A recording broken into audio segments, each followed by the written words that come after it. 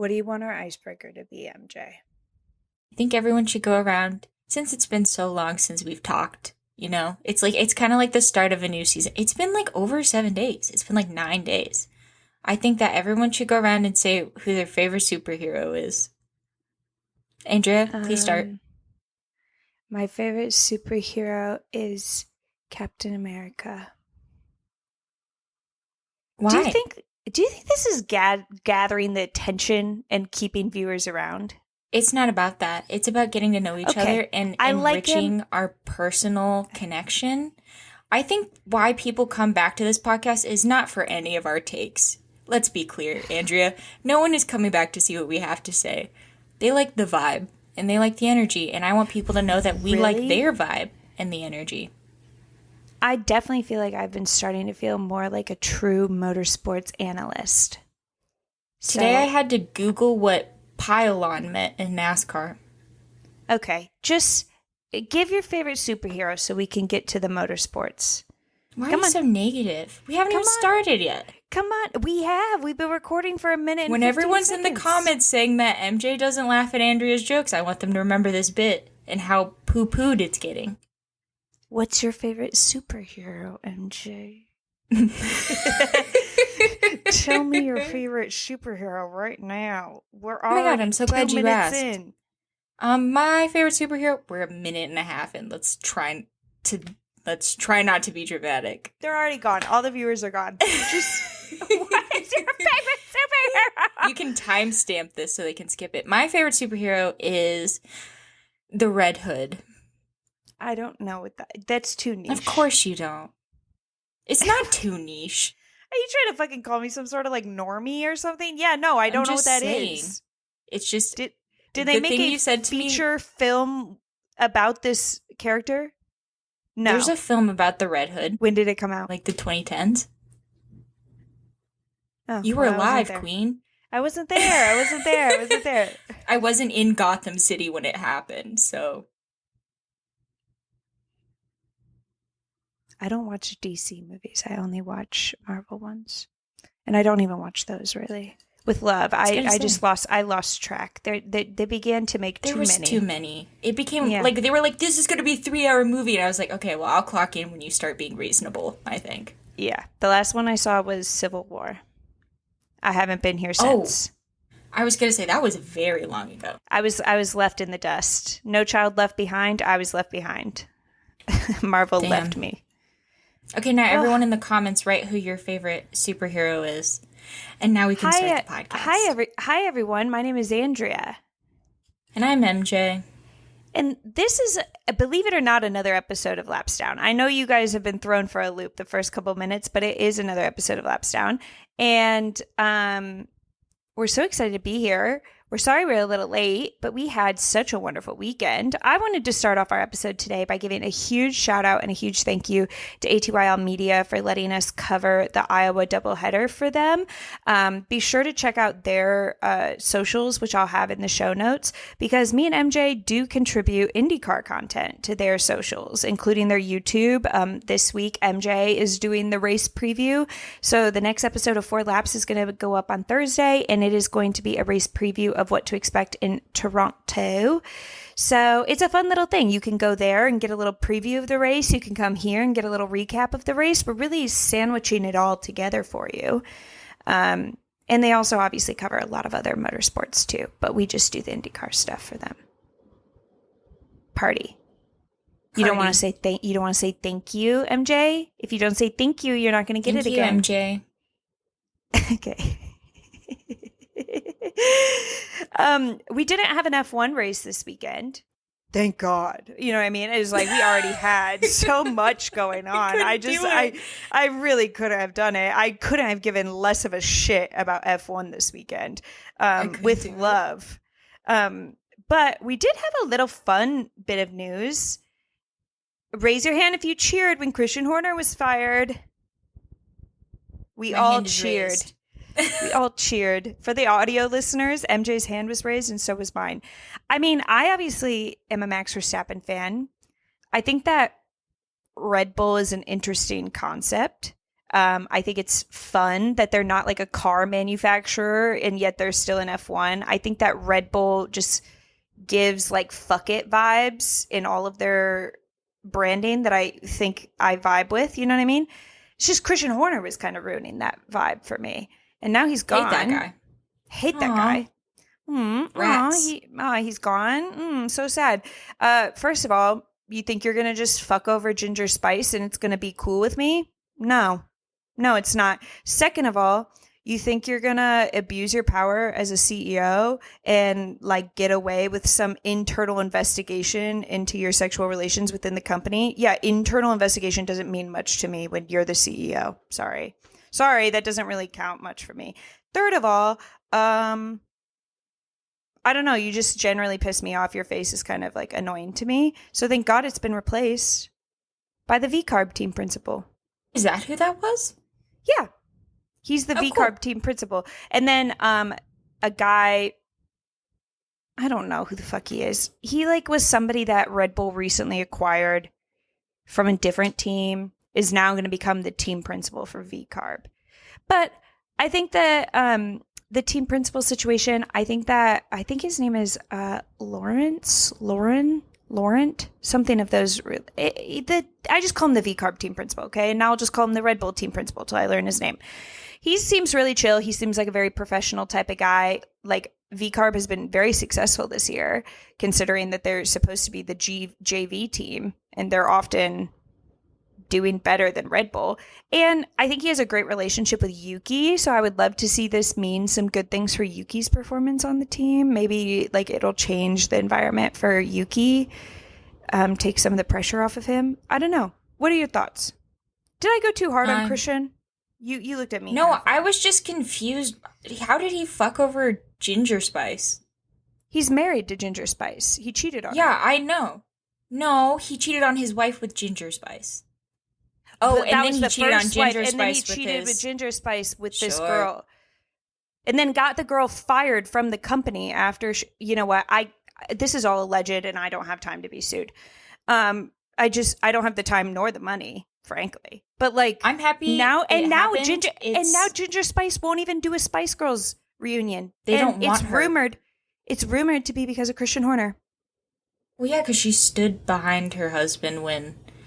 he was being accused of all this. Don't think she's not off clean either. I just generally I feel like I missed who Ginger Spice could have been had she never met Christian Horner. I'm happy that this finally happened. Weird that it happened. Not weird that it happened now. It's incredibly on par that it happened now when there's like talks of Max Verstappen leaving versus like when there were actual allegations and issues within the workplace that were being alleged.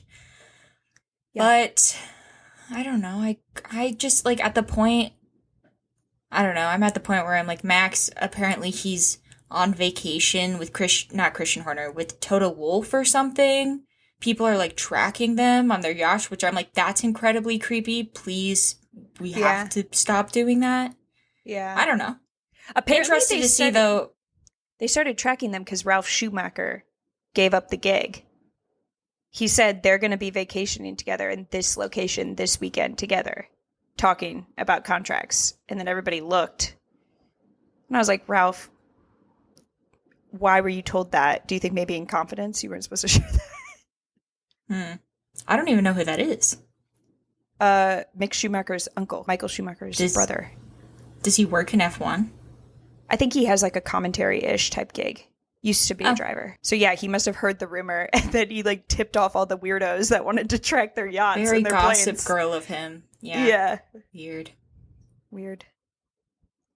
I don't know. Happy he's gone though. Womp womp. I guess we'll see if it actually changes anything. Interested to see what happens to Helmut Marko if Max goes to Mercedes. Does Helmut Marko go to Mercedes? Because I don't know if Mercedes would want Helmut Marko. If they're like, we already have enough issues with Kimi just like committing credit card fraud and admitting it to a bunch of people, like we can't have it. We can't have a Helmut Marko. We can't have all of this going on. I heard that Max obviously has like said several times that he is pro Helmut Marko, anti Christian Horner, which I'm like, honestly, Max, honey, we could just throw them both out. You don't need this, but whatever. You don't have to choose. You don't have to choose. You're fine as a driver. You don't need this. But rumor is that if he went to Mercedes, Helmut Marko would come just as part of his team of people around him. And then somebody said that Helmut and Toto are like, they get along. I would like to see it. I mean, okay. Whatever you want. I think Toto is a very professional man. I think he can get along with a lot of people. Doesn't mean he likes them. He can be like professionally nice. I think none of these team principals are super professional, and I think they're all very like emotionally motivated. So I would be interested to. I think they should all have to do a spin with Helmut Marko as like a stress test. I just think like I've thought about it. What a fucking stress. I'm stressed just thinking about that test. Yeah. I think that I've thought about it some more. As much as I would be interested in Max going to Mercedes, which I think I said on the last episode, it just doesn't really fit with Toto's MO because like I don't really see him like adopting Max as a son, which is how he tends to operate with his drivers. But do you think he would allow Max to be a second father to Kimi? Maybe like the dad who stepped up? I could see it, actually. It's a different type of relationship for him, but maybe one Toto would be open to. I think they could make it work. And then Helmut Marko is like the grandfather that you're in no contact with. Yeah, that's probably it. The one that you have like blocked on Facebook just because you can't take it with the posts anymore. I'm not going to Christmas if they're going to be there. No. Yeah, I'm not talking to him on the phone. Yeah, I know he can hear me when I say that while he's actively on the phone. I'm just saying I'm not talking to him. I'm not talking to him. He can talk to himself. He enjoys it. Yeah. Well, honestly, good riddance. Do we want to talk about the more fun motorsport? Fun. The funner motorsport? Not funner. I had a third grade teacher who would go absolutely batshit anytime someone would say funner. He goes, funner's not a word. And then he turned out to be a PE teacher. So I was like, what do you know about words? Like, literally get off your high horse. You know what I mean? It's like you do burpees. Okay? Like, let's stick with what we're good at, buddy. Yeah. Anyways. IndyCar is so funny and so giggly. So on Friday, we were supposed to do some stuff for IndyCar. Like we were supposed to do Indy Next practice and then IndyCar practice. And then, we had stuff on the agenda and they said, fuck it, tornado. Mm-hmm. I was also supposed to fly in on Friday at a decent time, but Iowa said, fuck it, tornado. But like I just feel like, how is this the first time that there's been a tornado in our Midwestern motorsports series that we love so dearly? I cannot believe that this is the first time. But I just love seeing all the wonder and whimsy on the face of the drivers. Yeah, they were all outside, like true Midwesterns. And they were outside looking at the tornado, taking pictures and going, I think I can see a rotation. And I was just like, I don't know. I did have a little bit of FOMO because I was like, I should be out there pointing at rotations with all of these IndyCar drivers. Yeah. Me and MJ were both kind of sad when we realized because when my flight got canceled, I was like, I'm not going to be able to make it. And then MJ was like, my car is not going to be able to make it out of that infield. No, through a tornado? It starts pouring rain. Oh, or yeah. Tornado. Mm-mm. Yeah, she was like, I'm not going to drive out there for a tornado to be happening. And we would have, driving back, we would have gone through where the rotations were. Like, we wouldn't have been able to, go around them. It was directly in our path to get back home. So it was as much as it sucked that we weren't out there pointing at the sky, pretending like we were meteorologists, it was a wash. It was okay. But I just felt like it would have been a good way for us to, kind of bond with the IndyCar paddock. You know what I mean? I felt like it was, a really key pivotal moment that we didn't get to be part of a little bit. Probably for the best, but still bummed me out a little. But they also canceled everything for Friday, so we would have literally gone out there just to do nothing for 20 minutes of an Indy Next practice, and that was it. Nothing else. They did they didn't have any freedom to just say, like, we're not going to do practices, because keep in mind, they were introducing a new technical package for the race at Iowa. And they also were introducing a new front right tire. And they also wanted to get some highline practice in. So they, instead of like being able to just be like, sorry, losers, no practice, just get out there, they instead had to just like shove everything onto Saturday. So Saturday was a pretty insane day as far as like an IndyCar schedule goes. We also had everything Indy Next on that day. No qualifying for Indy Next though, right? Yeah, No, they went in order by entry championships. points. Yeah. Okay. So Dennis Hauger got pole for Indy Next de facto. Congrats, Dennis. Congrats, Dennis. Did he get a little sticker, or do they pass when it's not legit? I don't know. I feel like he probably... No, I'd like to think he got a little sticker. That'd be kind of messed up if they're like, no sticker if it's a technicality. He didn't fucking earn this, as if he's not leading the championship. He's like, as if he hasn't I mean, like, haven't I earned it enough at this point? Like, please. But yeah. I mean, I was kind of like curious to see how it would work out, because Dennis didn't win the last oval that they did in Indy Next. And I kind of was like, I wonder who would have qualified first. But then I feel like it kind of gave him it was like a handicap in golf or something. It gave him like a little chance to compete, even if maybe he wouldn't have qualified pole for the oval. Yeah. And I thought it was interesting, but it ended up not really mattering, because somebody else had it in for him. And we got to see the very first Indy Next win for Miles Rowe. And it was really, really cool to be there for that. I mean, I was psyched. Everybody was really psyched. His like celebration podium was popping. Everybody from the IndyCar paddock was there. And everybody was like genuinely super excited for Miles. And I feel like Miles kind of seemed to be in like, I mean, he was in such a smiley mood, but like, I don't know if it fully hit him. Like when he was like on the podium, just kind of staring at the trophy and just kind of being like, damn, I really did that.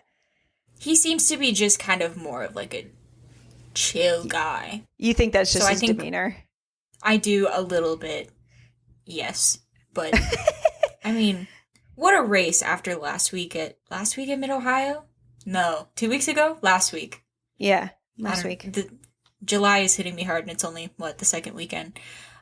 He had a really great race at Mid-Ohio, but, like, a late mistake kind of cost him. So seeing him bounce back from that to his first freaking win, amazing. Dazzled me. It was a good race, too. Yeah, and he was joined on the podium by DaCosta in third. Nope. DeAlba. DaCosta is in Formula E. Fuck me. Can we cut that so I sound smart? No, because we have big Formula E news. Fuck me. You remind me of the podium then. I don't remember. There was too many podiums. DeAlba, who is also an Andretti driver, was P3, Dennis Hauger was P2, and then Miles Rowe was P1. Correct. Lockie Hughes was taken out kind of early in the race. A bit of a collision. Incident. I think it was with Miles Rowe too, wasn't it? Maybe it wasn't. I don't know. I have to be honest. Great question. We were there. We obviously have witnessed a lot of IndyCar racing this weekend, and we took better notes on the other ones. So we'll be correct on the actual IndyCar race, but the Indy Next was just a fun race to watch. So hope you guys caught that on the TV. But then we had practice. So we had the Highline practice, and Mr. Kyle Kirkwood in his green cursed car went ahead and just hit the wall a little bit, just enough to make sure he couldn't practice for the rest of the time. Hey guys, I think that might be on me, because the 2 races I've been to, Kyle Kirkwood has hit the wall during practice. Maybe that's on me. Sorry, guys. Listen, Andretti, we're willing to make a deal. You pay us, and MJ doesn't come to any of the rest of the races. Never go to another race ever again. The money's going to have to be good, though. You know what I mean? Because she does like IndyCar. So she would probably like to go to a race. But if the number is good, we'll talk.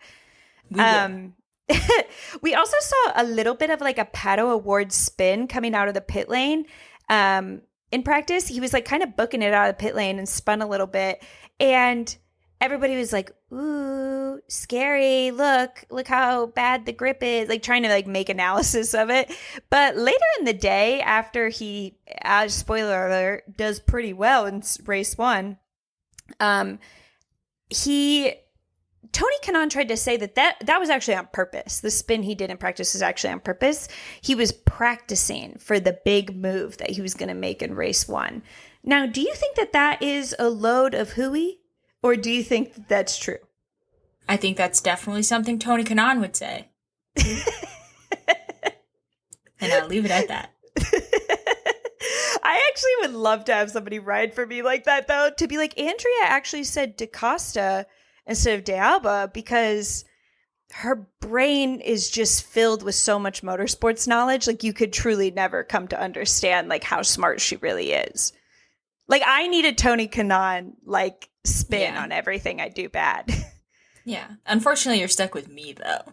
It was like, fucking idiot. Wrong That's one. That's not what I said. But yeah. You're right. So that was that for practice. I feel like out of practice, people were still like, oh, I don't know, probably going to be a bit of a doozy for a race. It was a little negative out of practice, I would say. A lot of negative motherfucking Nancy's, okay? And that's honestly we'll talk about qualifying first. So qualifying happens. We have Scotty Mack crash on lap 1 of his qualifying after putting in the fastest warm-up lap that they had seen. So he's going to start from the back, not once, but twice. That's the fun thing about Iowa qualifying. You fucked yourself twice. And I don't know. I feel like he was really gunning it. Like, people were like looking at his warm-up lap and it could have been like pole position. But we'll never know. And I just don't like that as a trend for Scotty Mack this season. I'm going to say it. I don't like this thing we're doing where like Scotty Mack is really fucking fast, but then crashes. So we'll never know. I hate it. I want it to stop. No me gusta. I'm unsubscribing from that immediately. Yeah. But then we had Joseph Newgarden get pole for race 1, Alex Palou get pole for race 2. We also saw some success with the Meyer Shank cars. They did pretty well in qualifying. We saw David Malukas have a pretty decent qualifying, get himself in a pretty good position, particularly for race 2. Who else did we feel like did like a pretty good job in qualifying? I think that's about it. I mean, I definitely wasn't watching the Aero McLarens. I didn't think that they were going to be able to turn this week into, like, even after qualifying, I wasn't like, Pato. Well, woo. I was going to say Nolan Siegel was the one who really kind of stood out in qualifying of the Aero McLarens. Yeah. More on him later. But after qualifying, we were able to listen to some of the press conferences with the qualifying pole sitters, and it was really interesting how everybody was still being a negative freaking Nancy. They literally were like, yeah, I mean, it's good that we qualified well because this is probably going to be like the most beneficial place. Joseph said he did say that he's like, there's still potential. Like, we can't write it off yet. I think Joseph was probably the most positive. I appreciated that. I was like, thank you, Joseph. Palou. Yeah. He was like, who's to say? Who's to say? And I was like, that's what I've been saying, Joseph. Who's to say it's going to be a bad race? Exactly. Turns out everyone was going to say it was a bad race. Everyone else wanted to say it was going to be a bad race. And I was like, guys, please stop. I'm here to have a good time, and you guys are kind of crushing it. But interestingly, same day, race 1 happens. Can you believe we did practice, qualifying, and now we're going to do race 1 all in one day? Yeah, I can't believe that either, but that's what we were doing. We also had Connor Daly on the front row with Joseph. I love you, Connor. I feel like this weekend, it was fun watching Connor race, even though I don't know what the top end of the potential is for a Juncos Hollinger. I need to learn, though, to manage my expectations, because I keep just being like, Connor Daly's going to win. Unfortunately, it doesn't really work that way when he needs to make a pit stop against, like, Chip Ganassi's and Penske's and people that are really like nailing a pit stop.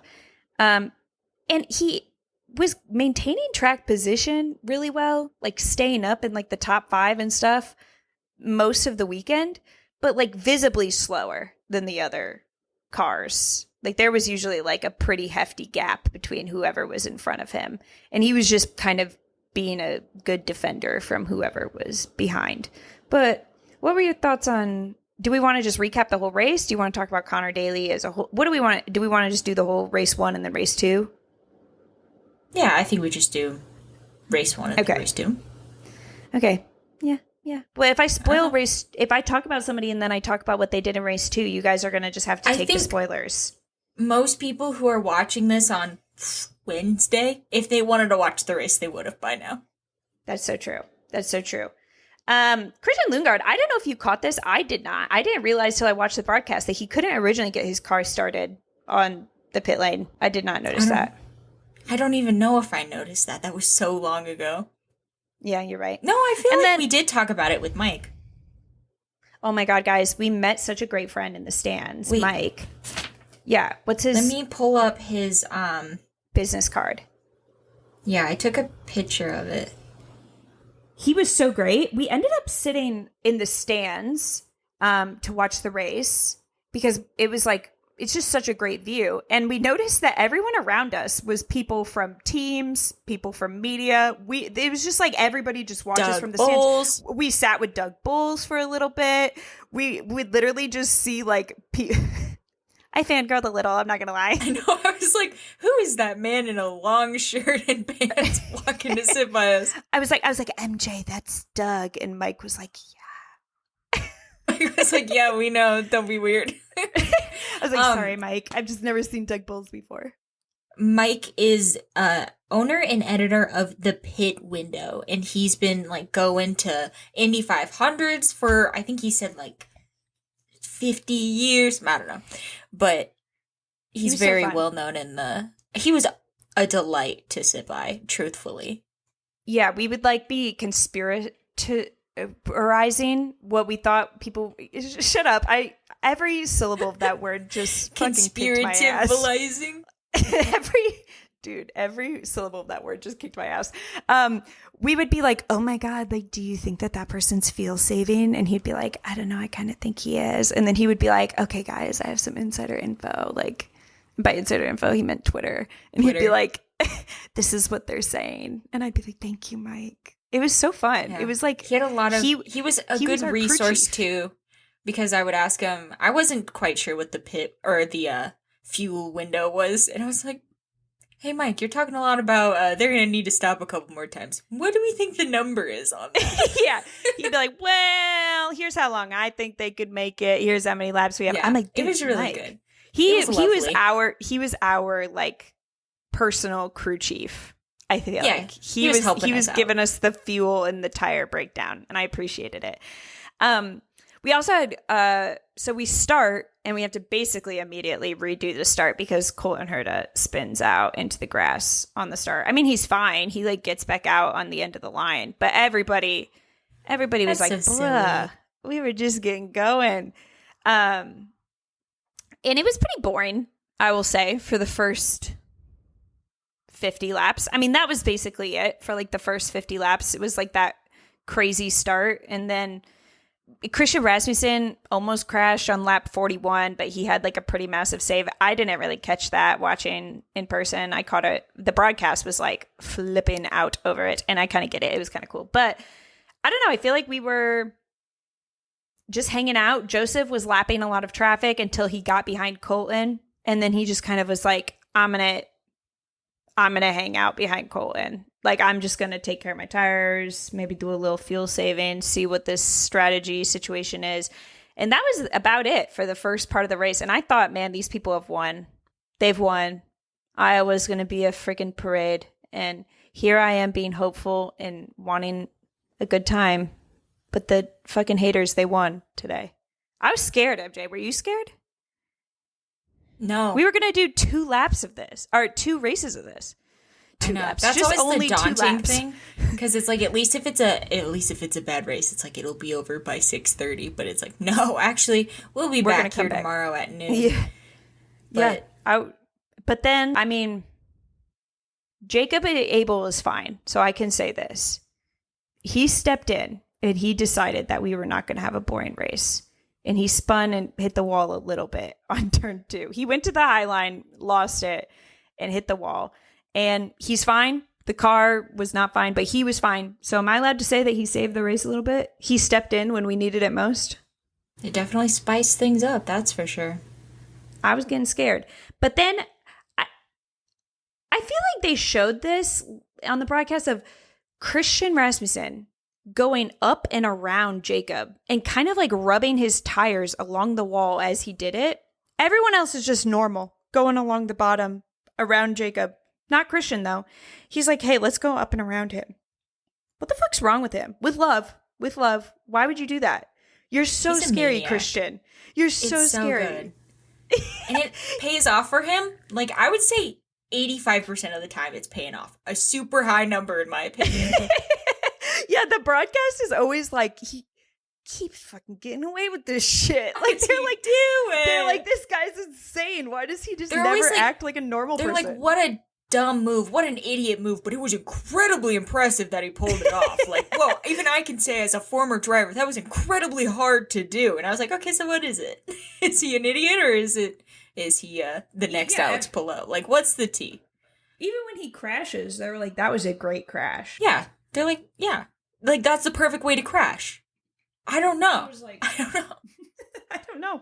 But I feel like this is when I started to be like, what's Christian up to? You know what I mean? Like, I'm kind of like, he's not going to be normal today, is he? And we were right. He's not. Connor Daly, unfortunately, loses his second place with a slow pit stop. Obviously, with the yellow, everybody comes down to pit at the same time. And Connor loses the race off pit road, and he loses his second place. That sucks. On the race off pit road. Sucks. But we come out, and Chip Ganassi, they appear to be kind of chilling. By that, I mean Alex Palou and Scott Dixon. Love him to death. Kiffin, I don't know where he was. But those two kind of seem to be chilling. Maybe they're even like letting people kind of pass them because they appear to be fuel-saving. That's what we were thinking. Me, you, and Mike. Me, you, and Mike were like, what's going on? Is Scott Dixon doing the damn fuel-saving thing again? I think he's fuel-saving. I think CGR is fuel-saving. Which lasts for all of like 10 laps. Yeah. Well, Pato and Connor, who are also still in the top 5, are like, we're not fucking saving shit. They start going X Games mode on these Chip Ganassi cars. Like, they're like, I'm passing you fuel-saving losers, bye.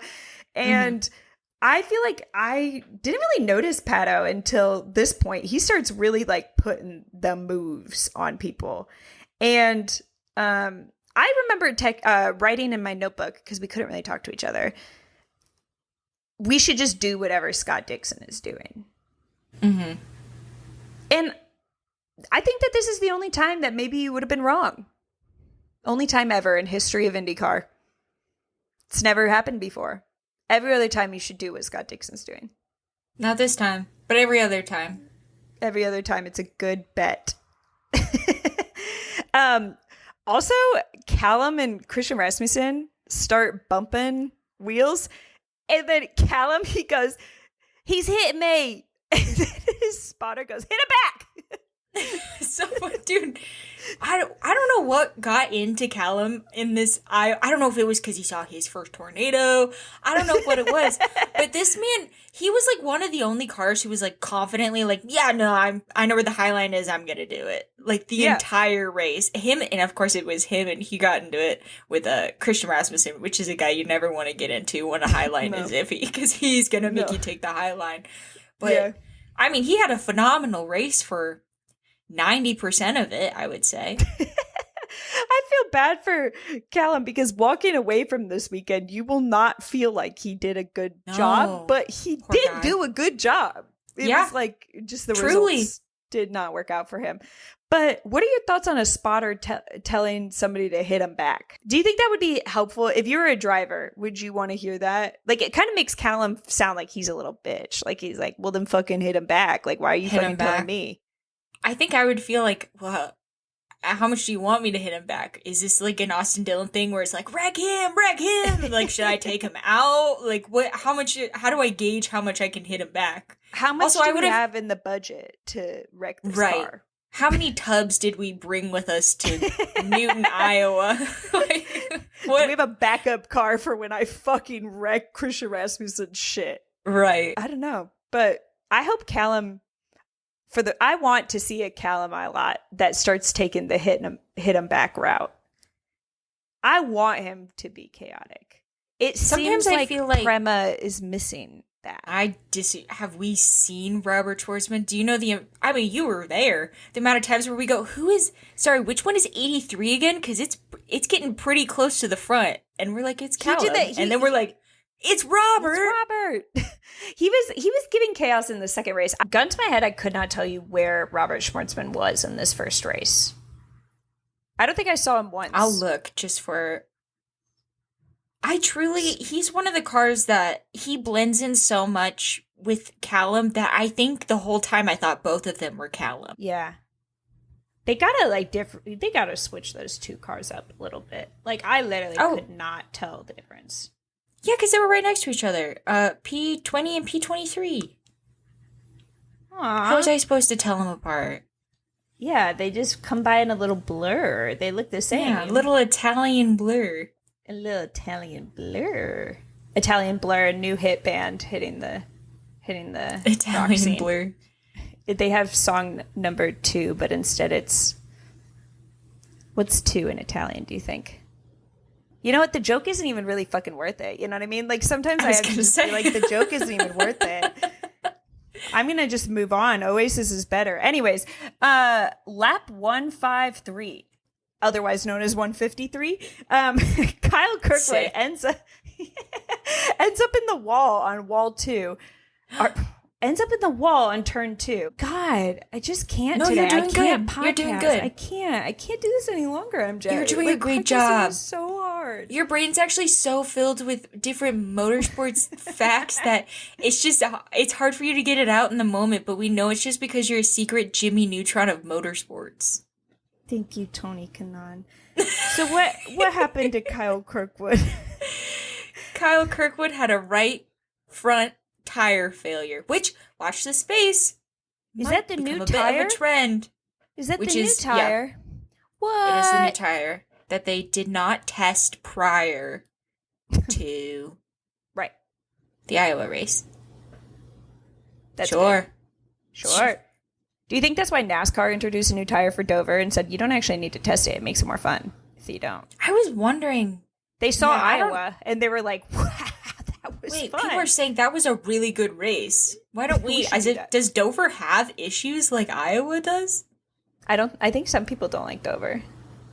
Because it's in Delaware? Could be.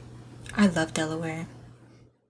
Guys, I want to go to Dover this weekend, but it's too expensive. I'll sponsor you. I'll give you $25 to get you and Val to Dover.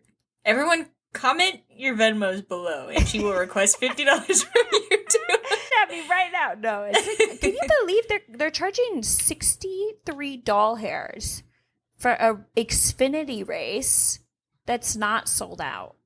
I feel like that's a totally normal price to be charging for an Xfinity race. Do you know how expensive the Iowa NASCAR tickets were? But I guess it was Cup Series. They were in the $200s at the cheapest. What? At the cheapest. And people are like, are you going to go to the NASCAR race? Because you're a NASCAR girl now? I go, I'm not in the NASCAR tax bracket, I fear. With whose money, my loves? With whose money? It's like, and I was complaining about like, what was it? $100-something for the 2 days at Iowa. This is why IndyCar is the best sport ever, because like I went and saw like the Indy 500 qualifying for $30. That's way cooler than any fucking Xfinity race at Dover. I'm just trying to cope. That's true. Okay. No, that's crazy. I don't know. I got to see Takuma Sato. That is sick. I got to see Robert Schwartzman get pole for $30. No, that is amazing. Steal. Yeah, but you could watch. What if you watch Connor Zilic win his first true oval? Yeah, last time it was a fucking triangle, nerd. Idiot. Idiot. You tried to win an oval, but you went to a triangle. Fool. Fucking idiot. Anyways, so we get restarted after the caution for Kyle Kirkwood, and Connor Daly gets a very cryptic message from his spotter, and it's like, there's a crazy person behind you. There's a person that's absolutely insane behind you, just so you know. His name is Christian Rasmussen. Wait, did you hear this on the broadcast? Yes. Literally, his spotter called down to him, and he's like, dude, Christian's been, like, fucking insane this whole race, and he's right behind you. So, like, I don't know, buddy. Just, like, keep an eye out. Like, imagine your spotter calling down to you and going, like, dude, I'm scared for you. Like, there's a lunatic behind you. I'm so scared. There's an absolute freaking lunatic behind you. Connor, I think, kind of responded with a general vibe of, like, yeah, no, sure, I'll keep an eye out. Like, I don't know what to do. What do you want me like, to what do? do you mean? What do you mean? What is he gonna do to me? What is he even doing to others? Lord. But I think that's like probably top 10 one of the funniest radio. If I was Christian, I would print that out and put it on my wall. If I was Christian Rasmussen, like, I'd be like, that fucking, that's about me. Like, they're scared. They're fucking scared of me. Turn it into a sound and use it on TikTok. Christian, turn it into a sound and use it on TikTok. Yeah, use it on TikTok. Yeah, just kind of do one of your things where you like kind of like where you like flex your traps. Yeah. And then just like kind of put text on screen and be like, this is about me. That's how fucking scary I am. Like, do you guys mind if I just like try really hard at an IndyCar? Why is everyone always hating on me? Yeah. I loved that radio message though. We also, so we're back at it. We're racing, whatever. Joseph's trying to pass people in traffic, and he gets to Christian Lundgaard, and Christian Lundgaard tries backing Joseph up to Pato so that Pato can pass, but it's not enough for Pato. Pato can't pass because it's the king of corn you're fucking with, okay?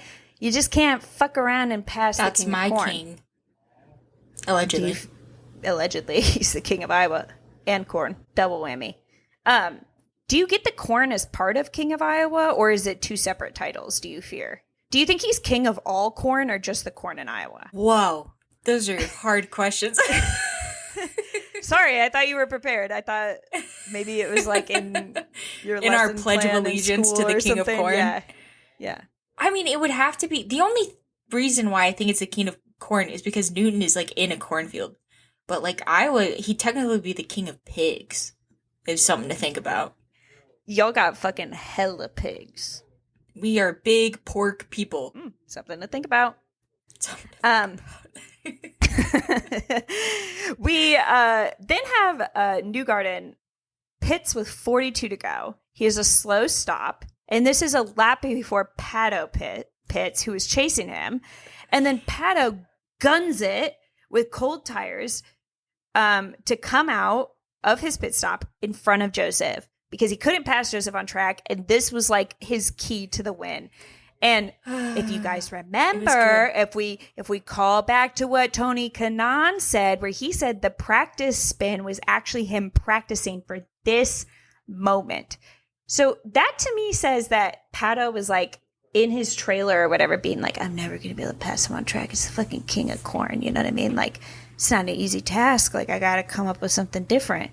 And he went to his team and he's like, so what I'm going to do is something very irresponsible that could possibly wreck my fucking car for the chance of maybe passing Joseph Newgarden and winning Iowa race 1. Mm-hmm. I'm going to fucking gun it on the apron in cold tires.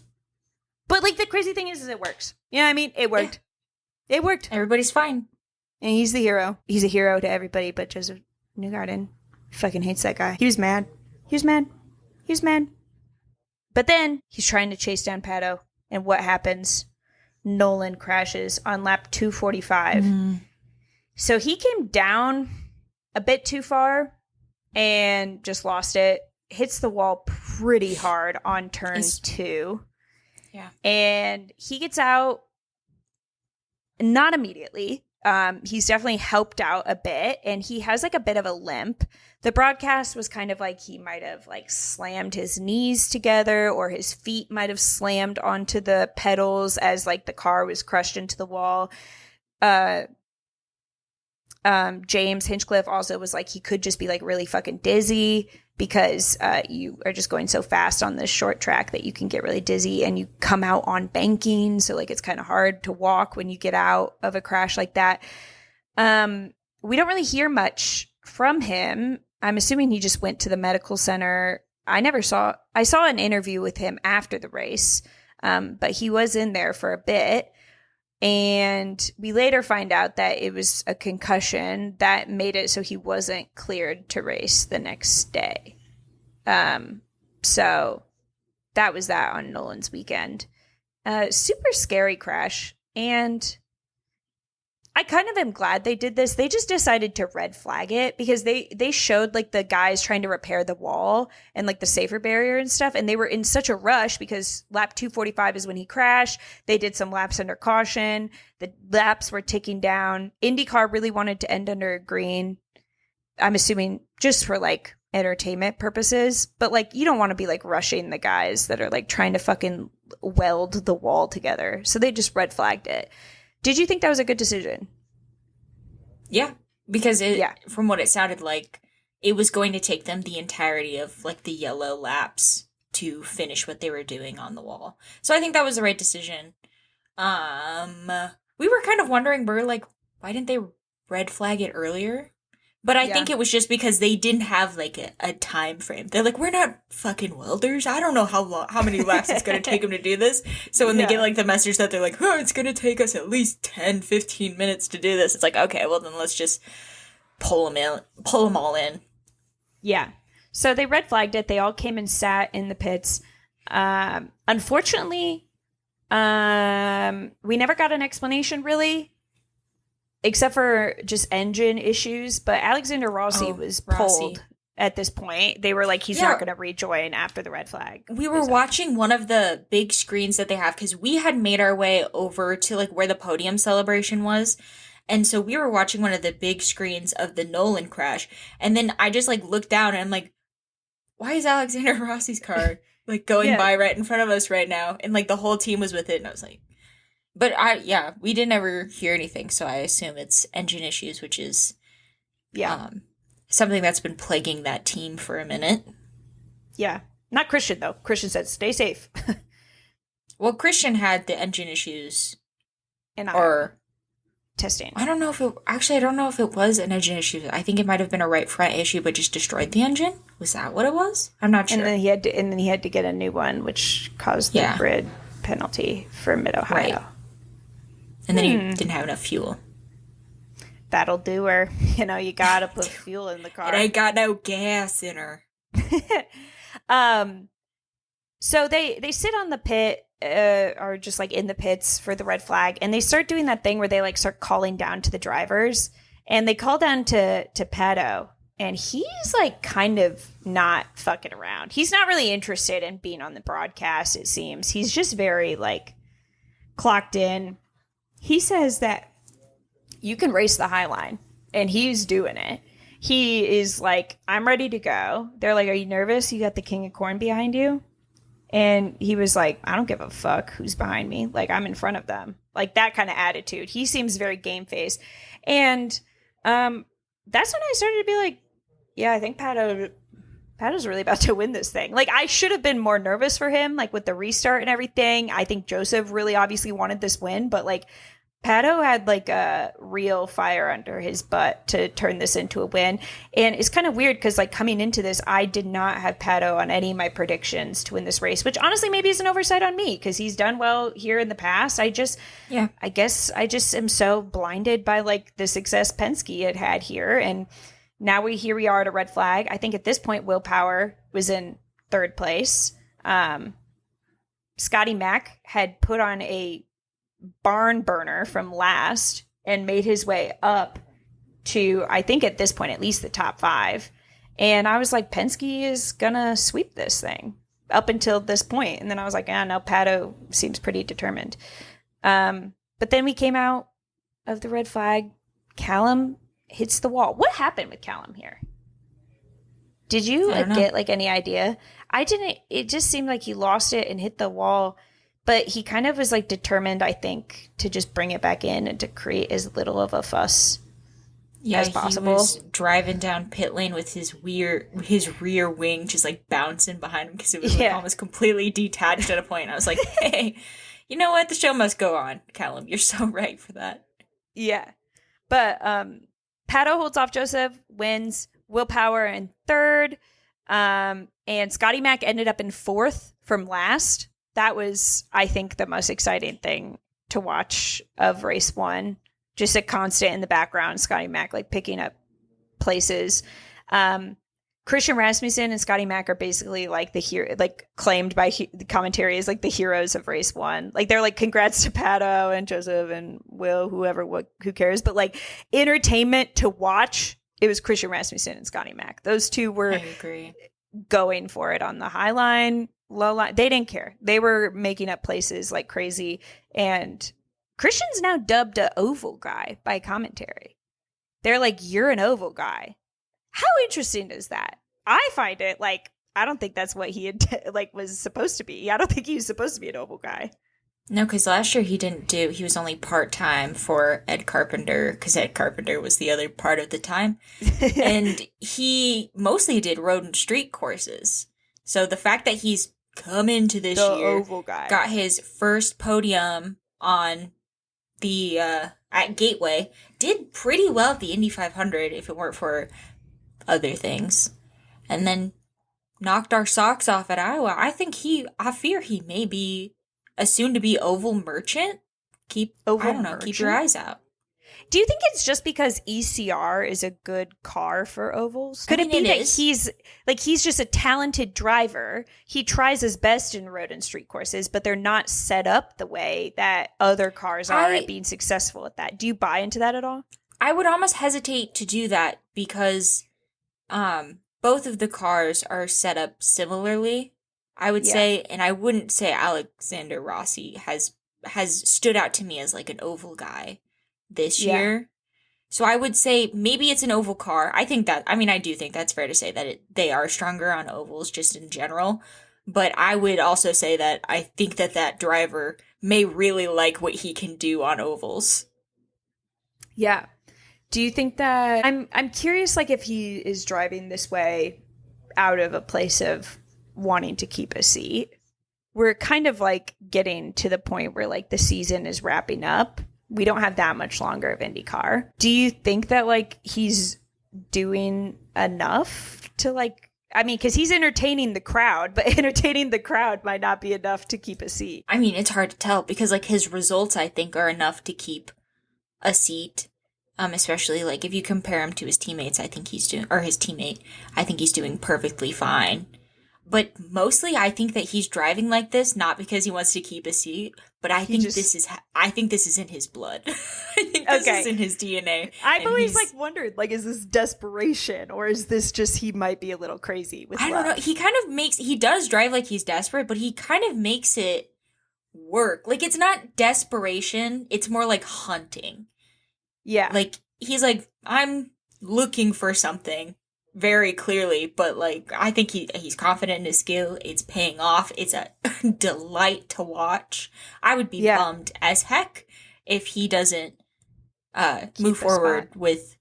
I think he should stay with Ed Carpenter. I think he's doing great things. I think Ed would be happy with that, in my opinion. I definitely feel like that was the takeaway from race one. Everybody was like, "Congratulations, Penske is so back. Chevy is so back." Pato Award is so back. It was really, people were ready to like throw out all of the like running storylines of like Penske no longer struggles, everything's all fixed. Chevy no longer struggles, everything's all fixed. Joseph was not interested in that though. Joseph was fucking pissed. He did not care. Will Power was like, I'm happy to have a podium. Joseph could not give less of a shit. He was pissed. I don't know if I got that same vibe. I don't know if I got the Joseph was pissed thing. No, I think I just saw the flip off from the camera. I was like, oh, he's bad. But I don't know if that means anything. I just more took it as he was in a car that was gonna win. Like that car, there was nothing stopping that car from winning, and he didn't win. Yeah. And I kind of felt more like he was fed up with himself and with the race and how it played out. But I don't know, lots of people are saying he was pissed, so I guess maybe I'm in the wrong for that. No, maybe they're just like thinking he's pissed in comparison to his normal persona. I don't know. Like his normal persona when he was winning a bunch a few years ago. Like, sure. Yeah, no, he seems fucking livid. Completely agree. I don't know. It's like he seemed disappointed and like upset that like he was in a car that was going to win and it didn't win. Like it didn't do the one thing that it could have done. Yeah. But tough nuggets, dude. I think it's good for IndyCar ratings that Pato won. I think that people were hyped about that. People were really... I always forget, like, how much everybody is a Pato fan until he steps on... He wins, and it's like, whoa, whoa. The tides are shifting. Yeah. I feel like we couldn't succeed as of like having a successful IndyCar season if he hadn't won at least once, because half the audience would have been like pissed and stopped tuning in. Yeah, no, I'm glad he got his win. I'm glad Chevy got their podium, their moment to shine.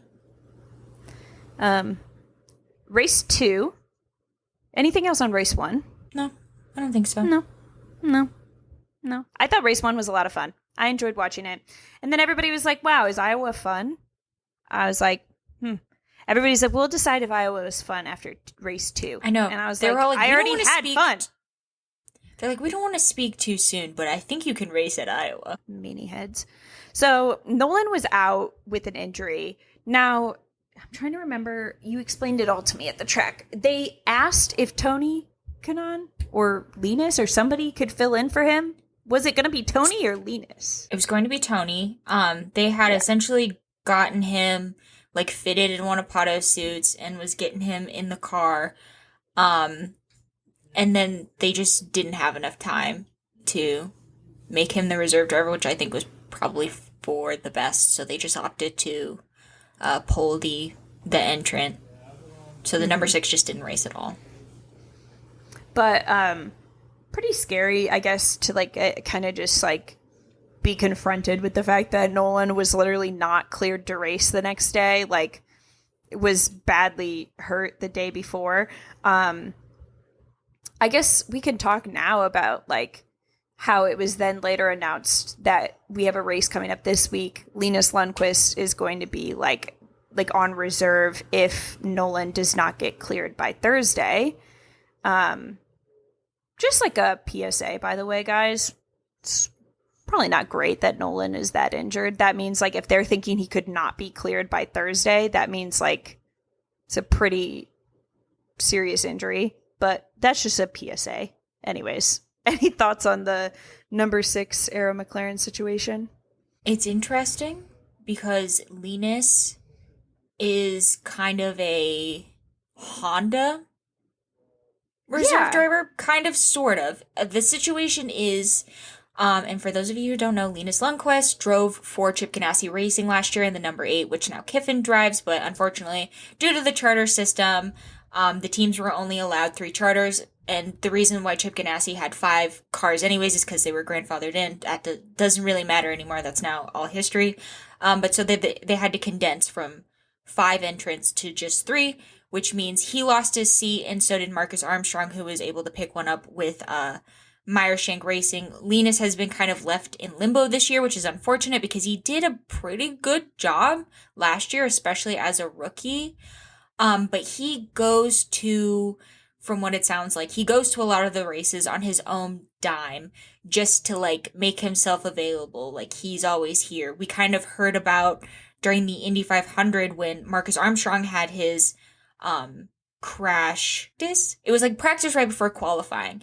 And there was kind of the talk like, okay, well, if Marcus isn't cleared to race, like we may have to find someone else to race in the Indy 500. And then like we saw the tweets where it's like Linus literally was just working out. He's on his way to the track right now. He's ready to race if they need him. Obviously they didn't need him, but he hangs out. Like we saw him this weekend hanging out in the Honda tent. So it's like he was kind of like, that was kind of who he was with because he was with Chip Ganassi and they're obviously a Honda backed team. So now the fact that that Arrow McLaren decided to reach out to him and kind of make him their Arrow McLaren Honda or Arrow McLaren Chevy reserve driver is kind of interesting. Especially, I don't know, a lot of it is very interesting. I'm just like the fact that they have such like a wide array of people that have already driven the number 6 era Yeah. McLaren. I wonder if Linus was the first one just because he was like readily available, which I could definitely see. I could definitely see Linus walking up to Tony Kanaan after hearing the news and being like, just so you know, I'm going to be in Toronto anyways. Like, yeah, I'll be there. Make it happen. No helicopter needed, no flying me in needed. I'll be there. I'll be there.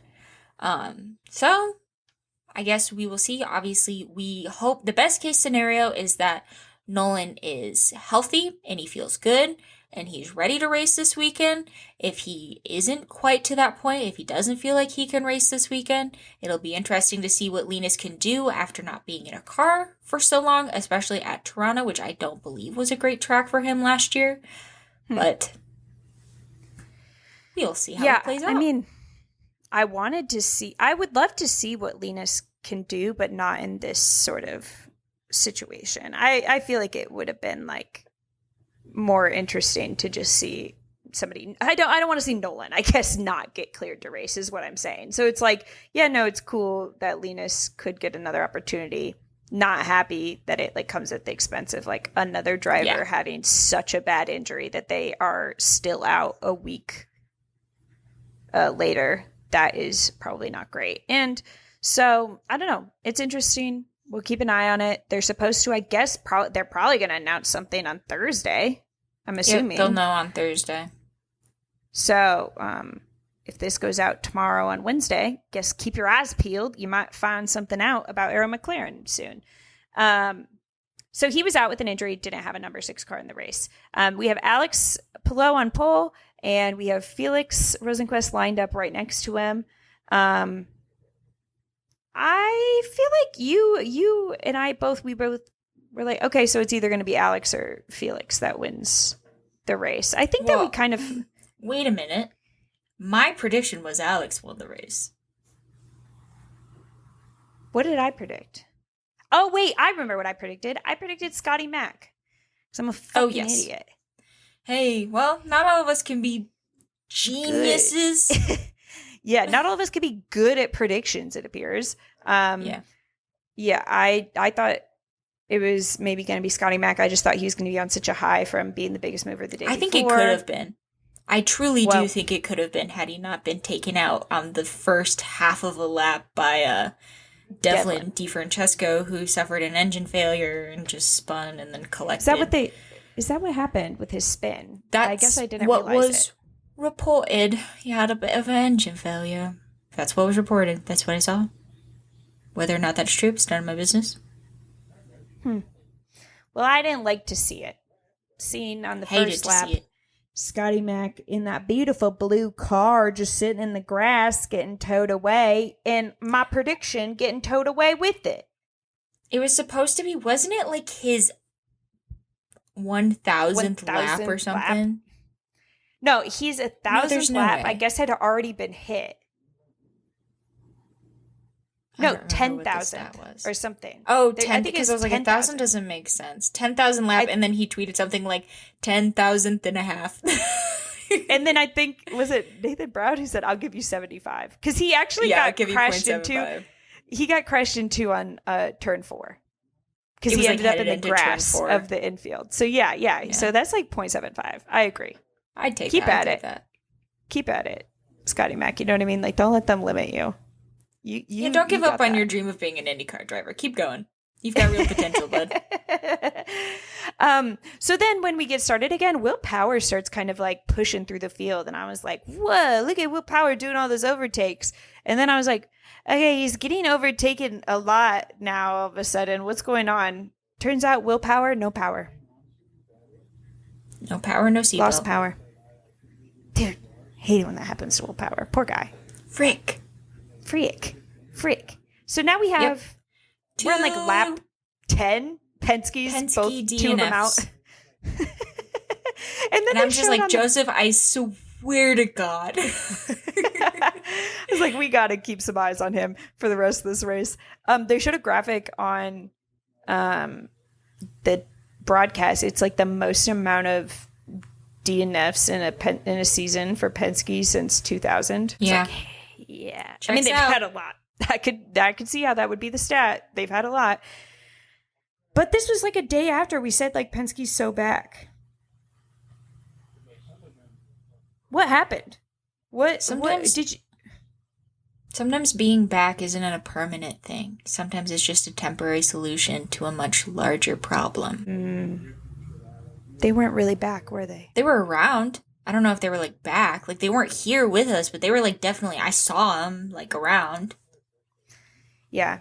They, like, were from a different... Like, they were maybe, like, you know, speaking to you from the other side a little bit. They were... You could feel their energy in the room. I'm not saying Penske's dead, but the dream might be. For this season, I would say we could probably... The dream is dead. And the dream spoke to you briefly in race 1 from the other side. Like, you Ouija board the dream back and it communicated a little bit. Maybe, like, via those little rods. Dowsing rods? Yeah, that's how the dream was speaking to them in race 1.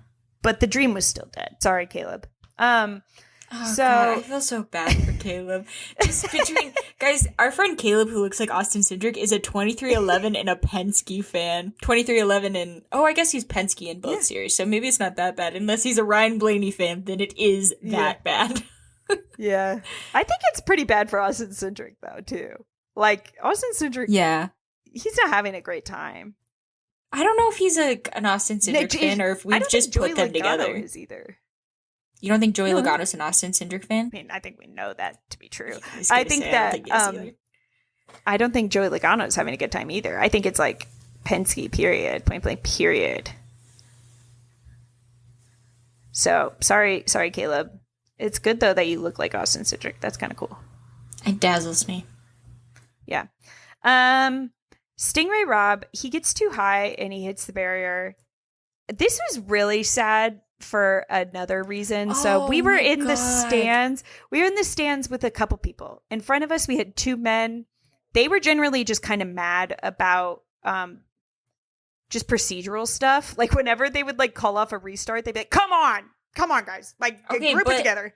To be fair, holy smokes, the amount of times we had to call off a restart or wait on the yellows for the Dale coins to catch up, I was starting to be like, let's throw things at him. I don't know. I just thought it was fun. I just think it's so funny that they, like, watched so silently, except for, like, logistical issues. Like, they would just be like, for fuck's sake, the lap cars. And I'm like, no, that's so true. Then next to us, we had Mike. Of course, we've discussed Mike is wonderful. Behind us, we had these 2 delightful old people, a married couple. And they were only there for Stingray Rob. They had Stingray Rob jerseys on. They were listening into his team radio.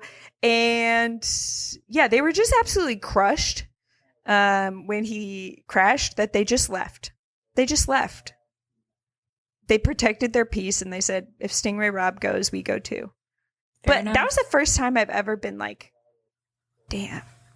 I'm really, really, really sad right now that Stingray Rob crashed. Like, really, really sad. Because his biggest fans were right behind us. And now they're here for nothing. But I think he just said that he lost it. That was it. Like, it wasn't like a tire failure or like an engine It was just like he went up, lost it. Happens. And then on the way home, the 77 hauler caught on fire on the interstate.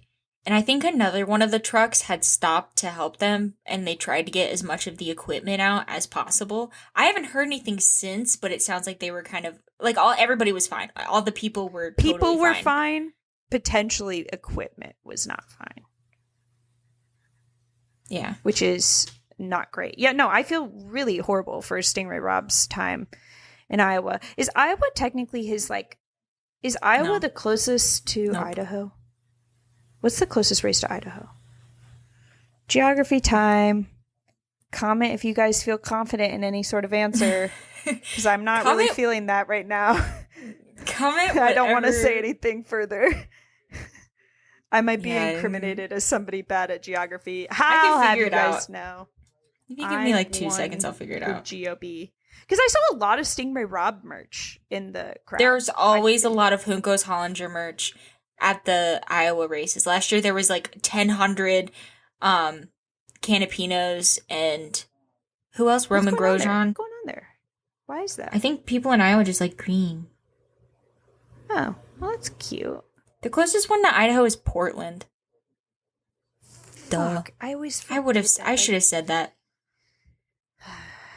I didn't even think to look the other way. I'm gonna be honest. I always forget that Portland exists. I always forget that Portland exists. I don't like that the United States of America decided it's okay to have a Portland, Maine and a Portland, Oregon. That's just like a separate issue I have, but like I just thought I would get that out of the way right now if you're interested.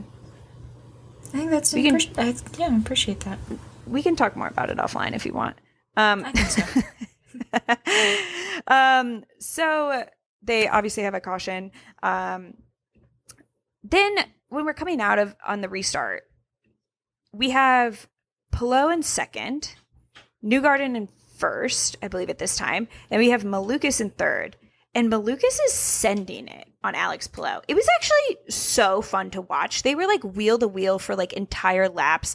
Malukas is like keeps getting like they have to like do a bunch of like bullshit with the lap traffic. And then as soon as like, you know, Alex Palou gets around the lap traffic and then David gets around and then he sends it on Alex Palou. And he just could never seem to get it around Palou. And I don't know if Palou was just like not going as hard or if he was like fucking with him or what was going on there. I think it was definitely showcasing an example of experience because you could see Alex Palou kind of moving Malukas into a place where he wasn't comfortable. And I think it was truly just, I think Alex Palou is that girl. Yeah. He was just racing him good is what he was doing. Yeah. It was so fun to watch though, but I just couldn't help but to think like, damn, if Malukas could just like get around Palou, like this whole race could be so different. It doesn't matter though, because that didn't happen.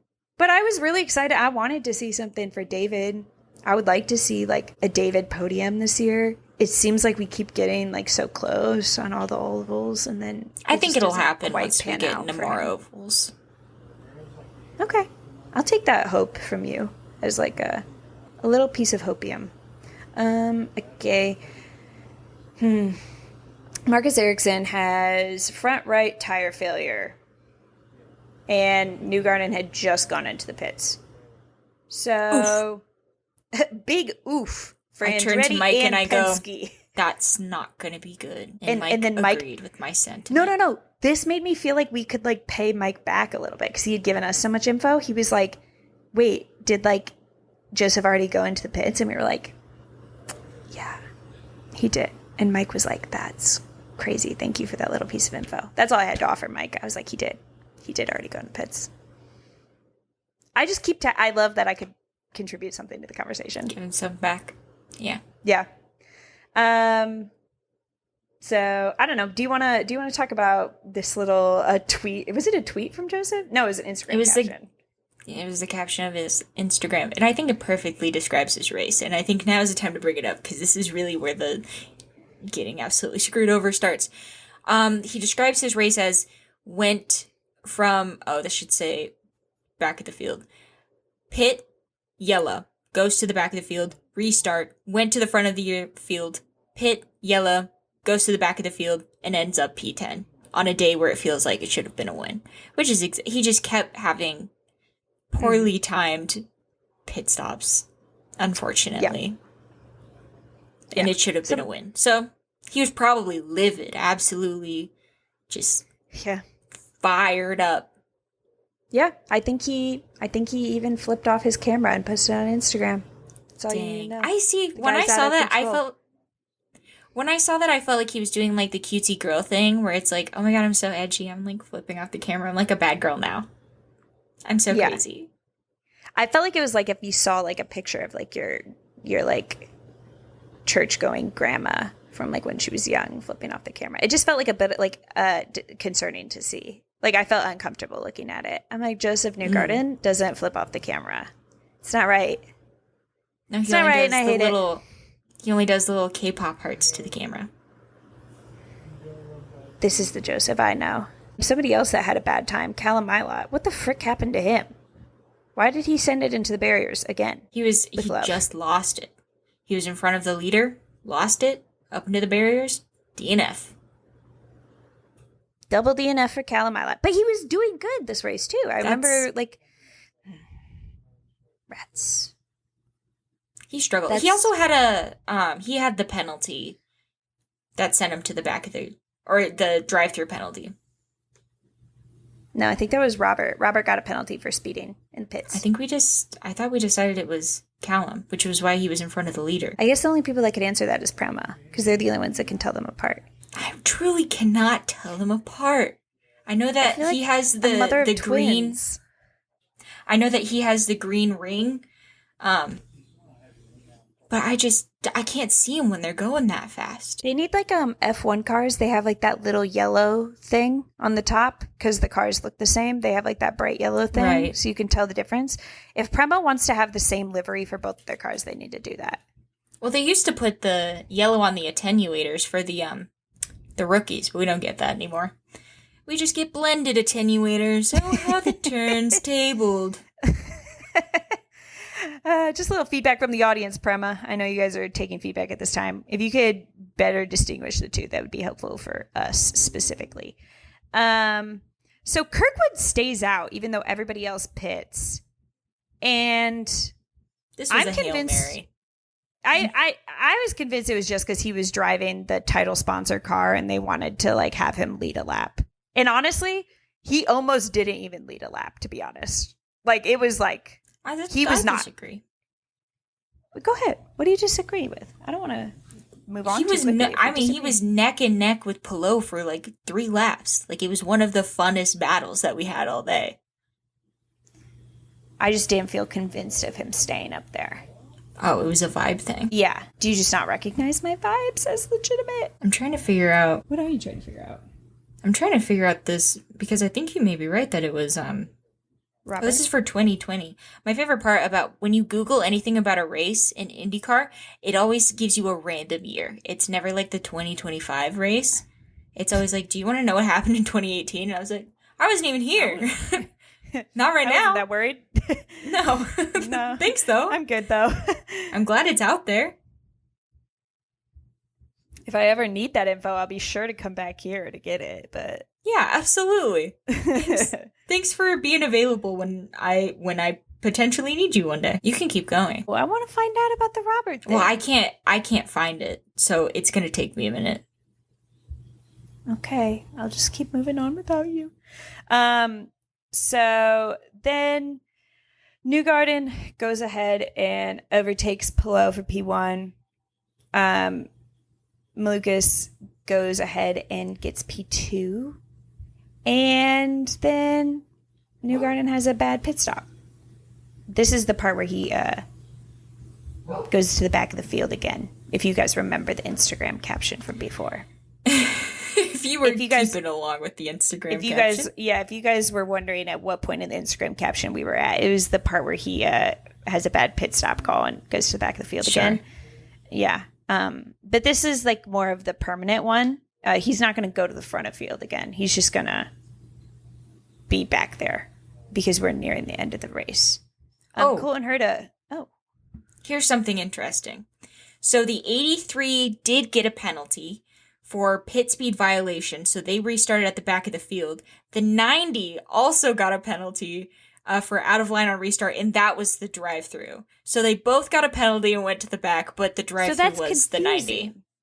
So that's confusing. Once again, like, not only do they stay next to each other on the track, they get penalties together and try to make us look stupid when we're like, I don't know which one I got the penalty. I thought it was the 90. No, I thought it was the 83. Turns out it's both. Yeah. See, now they're just fucking with us. Prema, don't come in here. Count your days. No, I'm just kidding. Well, I'm glad this means that we're both right, though, honestly. If you look at the bright side, that means we're both right. That's true. Although the drive-through was Callum, so I was just a little bit more right. Yeah. You're right. But at least, like, we both were right that they got a penalty. That's true. That fine, is true. You can be more right. That's fine. That's fair. Colin Herta has a front right tire failure. If you guys are keeping track, if you guys are keeping track, who has a front right tire failure? Colin Herta. Oh, is he? What? And what team does he drive for? Oh, he's on Andretti. Oh, So same as Kyle Kirkwood and Marcus Ericsson. And Kyle Kirkwood, what did he have? Front right tire failure. Oh shoot. Oh, but then when Marcus Armstrong had that, no, it was a front right tire failure. Oh. Interesting. It must have been a setup issue, is what. They didn't get a. Must have been a setup issue. Must have been the wind. Must have been the wind. If it weren't for the wind, am I right, ladies? So yeah, Andretti, like, I'm all for, like, you know what, we can all like hop on here and be like, Penske's so washed. Well, I think we have like roughly 5 episodes of this podcast titled Penske's washed. I feel bad for Andretti. I feel bad for Andretti and their bad. And I don't think this was bad luck. I do think this was probably a setup issue because obviously they introduced this front right tire after everyone had already made their setups for the weekend. Like, we had like highline practice and then it was like, you're qualifying right now. We're going to qualify. And it's like, okay, well, this is all I got. So it was probably just a setup issue that traveled through the team. That sucks. That's it. Guys, Andretti has like really cool hospitality and they do something really charming. Where they put fake turf down on top of like the Iowa gravel. And they just have this beautiful, beautiful, beautiful, like 3-story tall fucking hospitality building at like just every track. And like no other team appears to be doing this. I just thought Sorry. Aaron McLaren has a hospitality too, but I don't know if it's like triple tiered in the way that the Andretti one is. The Andretti one wasn't there last year because the spot that it occupied, we had the like high V hospitality, which was like 3 stretches long. Yeah. So this was my first time ever seeing it's kind of like a Barbie dream house. Like the Andretti dream house is exactly what it looks like. I don't know. It's kind of cute. Floor to ceiling windows. It's so beautiful. Gorgeous. It's Gorgina. And then, like, on social media, they post, like, all these little videos of them, like, hanging out and playing around in there. It's very Barbie Dreamhouse. It's so Barbie Dreamhouse. Andretti Dreamhouse. No, I saw the Aaron McLaren one at the Indy 500 infield, and it is also pretty nice. I think it's, like, similar vibes, but, like, a little less Barbie Dreamhouse, in my opinion. It just didn't give, like, floor-to-ceiling windows in the same way. No. It's not like the Barbie dream house that I know. With like the elevator on the side that you have to like manually push up and down. But it's like on the outside of the house and it's like logistically this doesn't make sense, but I'm I'm glad I can participate. I like it, yeah. I want to go in there someday. I've made some additions to my bucket list from this weekend because this is my first time going to an IndyCar race weekend. I just went to the practice and qualifying for Indy 500. Right. So some additions to my bucket list. I want to walk inside the Andretti little hospitality Barbie dream house. I just think it looks pretty. I want to I want to go to there. I also want to do one of those hot laps that people were doing on the track before the race. Mm-hmm. Yeah, it looks like 2 of those are Aaron McLaren cars, and only one of them was like a general IndyCar car, and that one was for like fancy people. I don't know who were in the Aero one, but I just wanted to say if anybody's interested, like.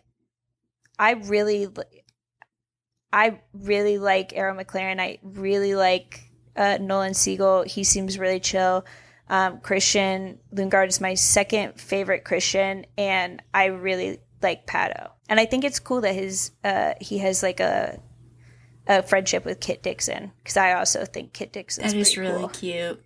I appreciate the little storyline we got from those 2 this weekend. Mm-hmm. Do you have anything you want to say to Aaron McLaren in case they're listening? I'm trying to get a 2-seater ride. I wish you wouldn't have fired freaking Teo Porcher right before he tweeted about how excited he was for Laguna Seca. That was crazy that you did that. He got on Twitter and said, I'm so excited to drive at Laguna Seca. I've never been there before. And then you guys were like, You're not going. There is no Laguna Seca. There's never been a Laguna Seca for you, Teo. The Super Bowl of the IndyCar season. You're not going. Also we have an interview coming out with a special guest who also was hurt by the Teo Porcher incident. Yeah. I'm so excited for that interview. Yeah, that interview was fun. Keep an eye on it. But I I don't know if that's going to help me with the 2-seater, but it's fine. I think it's good you speak your mind. I don't want you to keep it in. So then we have a restart. We have a battle between Armstrong and Dixon. Apparently they bumped into each other. I did not see them bump into each other, but I was watching on that fuck-ass screen. So, like, I don't know. Yeah, they did on, like, 190-something, and they asked him about it in the press conference, and Marcus Armstrong kind of... He is in rare form every time he is in one of those press conferences, because he was, like, deadpan in the face. He's like, this guy, I mean, he's always trying to crash me out. Like, what am I supposed to do? It was very funny, but... Yeah. They were just. I think it'd be funnier if you did it in like the New Zealand accent. I cannot, unfortunately. Yeah, I can tell by whatever is that. What was that? It wasn't not New Zealand. Well, we gotta actually be sure to like talk about this more, because we recently have acquired a New Zealand audience, because we only fuck with New Zealand drivers, so people from New Zealand have started to fuck with us. I just want to say, I thought it was really fun. I think Marcus Ericsson. Nope. Fuck, I fucked it up. My God. Fuck. Oh my God. Cut the cameras. Press the button. I think that Marcus Armstrong and Scott Dixon are a whole hoot and a freaking holler. They were having so much fun in there. And I think that they're really fun. And I'm glad that Marcus got a podium. Congrats, Marcus. And then we had a battle between Dixon and Pillow for P1. Which was so fun to watch, but Pillow came out on top. And so we had almost a triple CGR podium, except for the fact that one of them was fired from CGR, and so he races for Meyer Shank. So it's like CGR and then like V-carb. Yeah. It's like, remember earlier when I said the Penske dream was dead? Mm-hmm. But you were like getting vibes of it from like the other side. This is like what would have been if they had kept Marcus instead of Kiffin, which I'm glad. I mean, I like Kiffin, so like it's not any like hard feelings.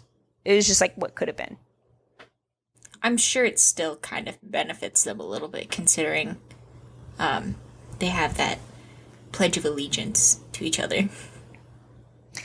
Yeah, but like think of all the things that Kiffin has learned. And now Marcus has to learn it through like 1 degree of separation. He could have learned from Scott Dixon a little closer this year, but Kiffin took that from him. I mean, I'm just trying to make something out of nothing. Learn from. Yeah, I was gonna say no. I agree. I just wanted to make drama. Sorry. I just wanted to make drama. Jeez, I have to fucking whatever. And then so some trends from this weekend. Double DNF for Callum Ilott, but he had a good time. Double top 10 for Christian Rest. He had a good time. He was having fun. He was racing. Did he say he had a good time after? Did you ask him after the DNFs, or did he say that in like an Instagram post or something? No, but we'll have him on the podcast and I can ask him about it. I would love to ask him about it because he looked like. I mean, he looked like he was having a good time. Yeah, I thought he was having a good time, and like the DNFs were just like a side effect of having a good time. Like sometimes you have a good time and you're Callum Ilott. Good time. Sometimes you have a good time and you're Christian Rasmussen. Like either end of the spectrum, they both had a good time though, because we had double top 10s for Christian Rasmussen.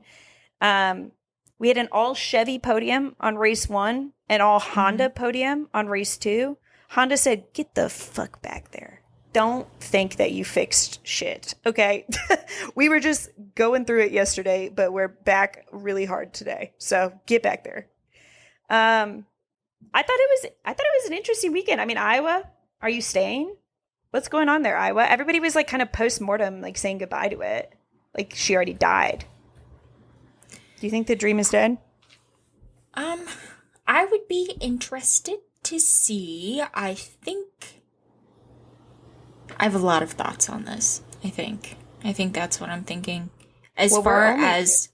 We're only like 55 minutes in, so you could I know, like air them all out. We have to still do the NASCAR race. I think what I'll say is I don't believe IndyCar was expecting the racing product we had this weekend. I wouldn't be surprised if Iowa is on the calendar for next year, if it is only a single race weekend. And I think the rumor right now is that the second race would be then Mexico. Hell yeah, brother. But with the racing product this year, it seems like after the repave, we are just going to kind of get a little bit better and better every year and get a little bit back to old Iowa. So I would love to see that happen. However, the lack of marketing this year, the controversial sponsor, the fact that no one in Iowa knew any of this was happening, and the stands were pretty empty, besides us and Mike and Doug Bulls, I would say... a lively crowd. A lively, sure.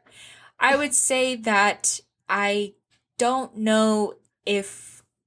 I would say that I'm already kind of preparing for them to be like, it's not worth coming back here, but to be fair, it wasn't worth coming back this year anyways. I don't know. I'm kind of up in the air about it. I have lots to say about the marketing. I have lots to say about why we probably saw that kind of lack of a crowd. But that's all going to be in a video for ATYL, and we don't have the time for that, frankly. My thing is, they didn't even give her a fucking chance to fight, okay? And you know what? I'm calling out everybody out there, okay? Everybody's getting called out. It doesn't help if there's no marketing to non-IndyCar people. And then to IndyCar people in IndyCar circles, from IndyCar commentators, everybody's like, this is gonna fucking suck. Before we even started, nobody even had like a hint of like, but maybe it won't. Maybe the new right front tire and the new package will work. Everybody was like, it just won't. It's gonna suck. I wouldn't want to buy tickets to it either if it weren't for the fact that I was going to hang out with you. Like, they didn't even try to, like, pretend like it was going to be good. And then, when it's good, everybody's like, oh, well, it's actually great, and now we think it should stay. Fuck you. You didn't even try. You didn't even try. I'm kind of mad at everybody who... I think the drivers can say whatever they want. If they want to say, oh, I think the race is going to suck because there's not going to be a high line, whatever. Like, they're the ones out there driving on the high line, whatever. They can say whatever they want. But, like everybody was just like, this is going to suck. And it sucked for 1 year, and everybody's like, it sucks that bad, it's going to suck forever. It really sucked for that 1 year, though. I just feel like the recency bias people have, where they, like, literally cannot comprehend a time before the year before or the year ahead. You know what I mean? They're like, take it off the track. You have to understand that for years we were getting insanely good races at Iowa. Like, very, very good. And then we go from that, we get this repave that once you repave a track, it's been repaved. And then we go to, like, these drivers can't drive. We've introduced the hybrid, which makes it even more undrivable. So, like, I understand why people were like, this is done. Like, there's no reason to every year come back and be like, well, maybe this will be the year it's old Iowa. It's like, well. So I understand why. I understand from a racing perspective why people were down on it. I think we could have probably compensated for that by advertising it to Iowans. Because if there's one thing Iowans like to do, it's sit out in the heat and, like, drink beer. Like, yeah. Unfortunately, this is like the perfect place. We're in a cornfield, my guys. But the change of sponsors, I mean, it wasn't making money before because Hy-Vee was bringing in these top-notch artists and then, like, charging $75 for a ticket. Like, they're not making any money on it. I think multiple people were shooting it in the foot. Yeah. I think but it is everybody's fault. I understand why people were upset with the racing product last year. We're down on it this year, but I don't know. Just the fact that IndyCar didn't promote it, that Iowa didn't promote it. Iowa Speedway didn't promote it. Iowans did not come together. The state didn't promote it. Sukup didn't promote it. Every single week, I'm getting hundreds and hundreds of ads for the NASCAR race. Have been for months. It's like very clearly they didn't want people to go. Sukup didn't want people to go, and that's what you get.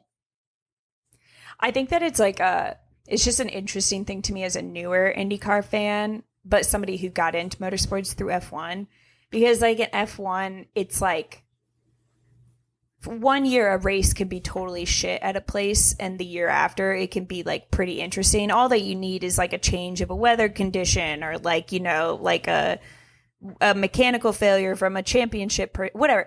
We're basically told in F1 to put up with some pretty boring races because of like the historical value of a track. Also, just like, well, it might have sucked this year, but it might be great next year.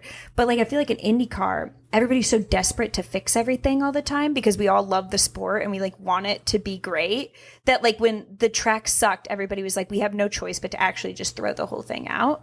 But it was like, it ended up being quite good this year, but I think the deed has already been done. I think that, like you said, IndyCar didn't expect the racing to be as good as it did. They've probably already set things in motion for 2026, potentially without this on the plan. Maybe they'll go back and change it, but I don't know. I'm kind of sad. I had a good time. If it is the last race, I was happy I got to go to it. I got to hang out with my friend MJ. I got the local Iowan experience.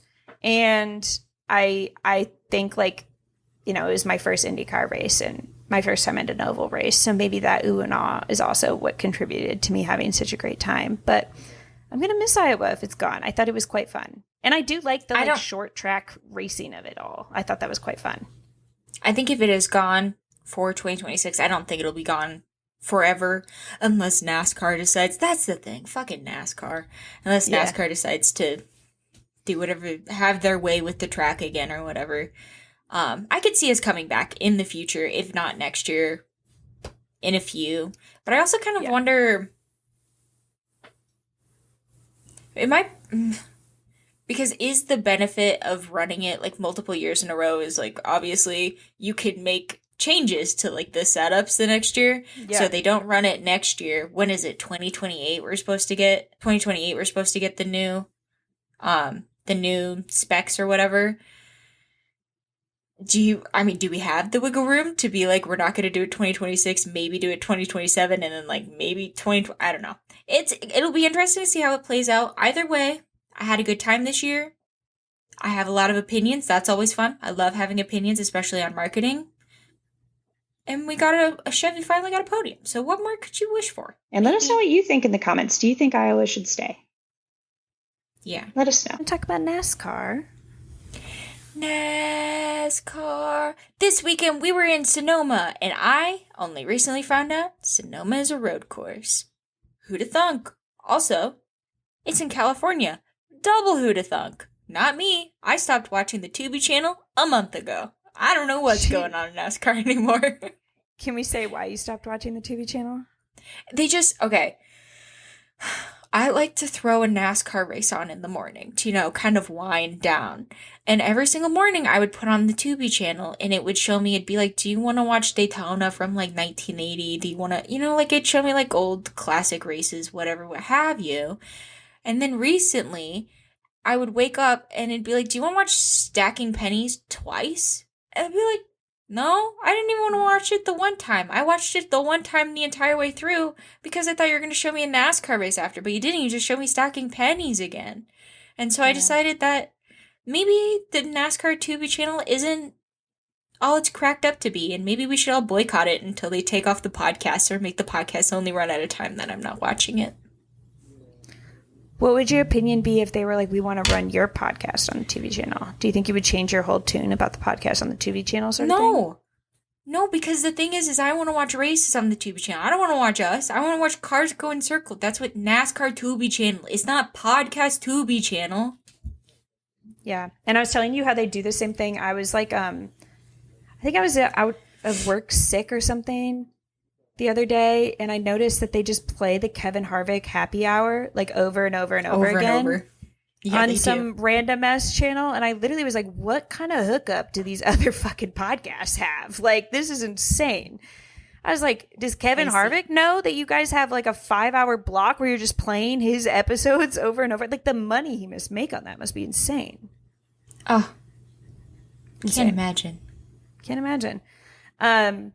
It is kind of sad a little bit to see, like, so Kevin Harvick obviously does the commentating when they're on Fox, and then when they're not, he's not a commentator, and I feel like his podcast suffers a bit. I used to listen to his podcast a lot when he was the commentator because I feel like he had more insider knowledge. Now he's like not even on the inside anymore. He's not even on the commentating team.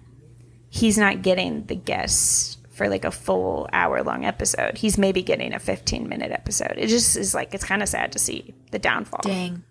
Did Carvin Havoc? Did Carvin Havoc fall off? Did he? That's what the streets want to know. They want to know about Kevin Harvick. Carvin Havoc? I don't know. I liked Carvin Havoc. That was a fun little way to say his name. That's It was interesting. You know how like you do like cute little aliases when you like order a drink at a place and they're like, "What's your name?"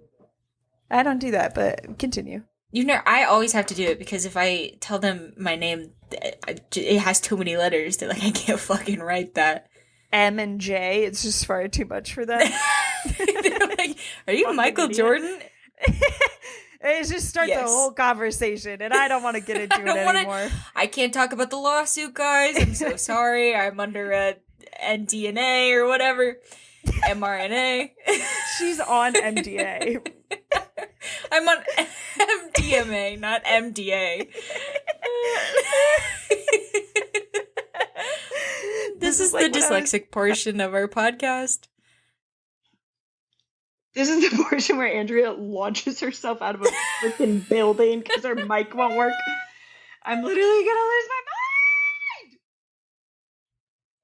So, you did not know that the Sonoma track was a road course, nor that it was in California. I, maybe in passing, I knew it was a road course, and I guess I knew Sonoma, like the wine country, was in California, whatever. I did not realize how freaking crazy this track looked.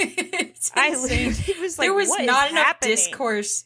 There was not enough discourse this week on the fact that it's just like a wet piece of spaghetti that they just like threw. And it's yeah, just there's like, okay, that's gonna be our track.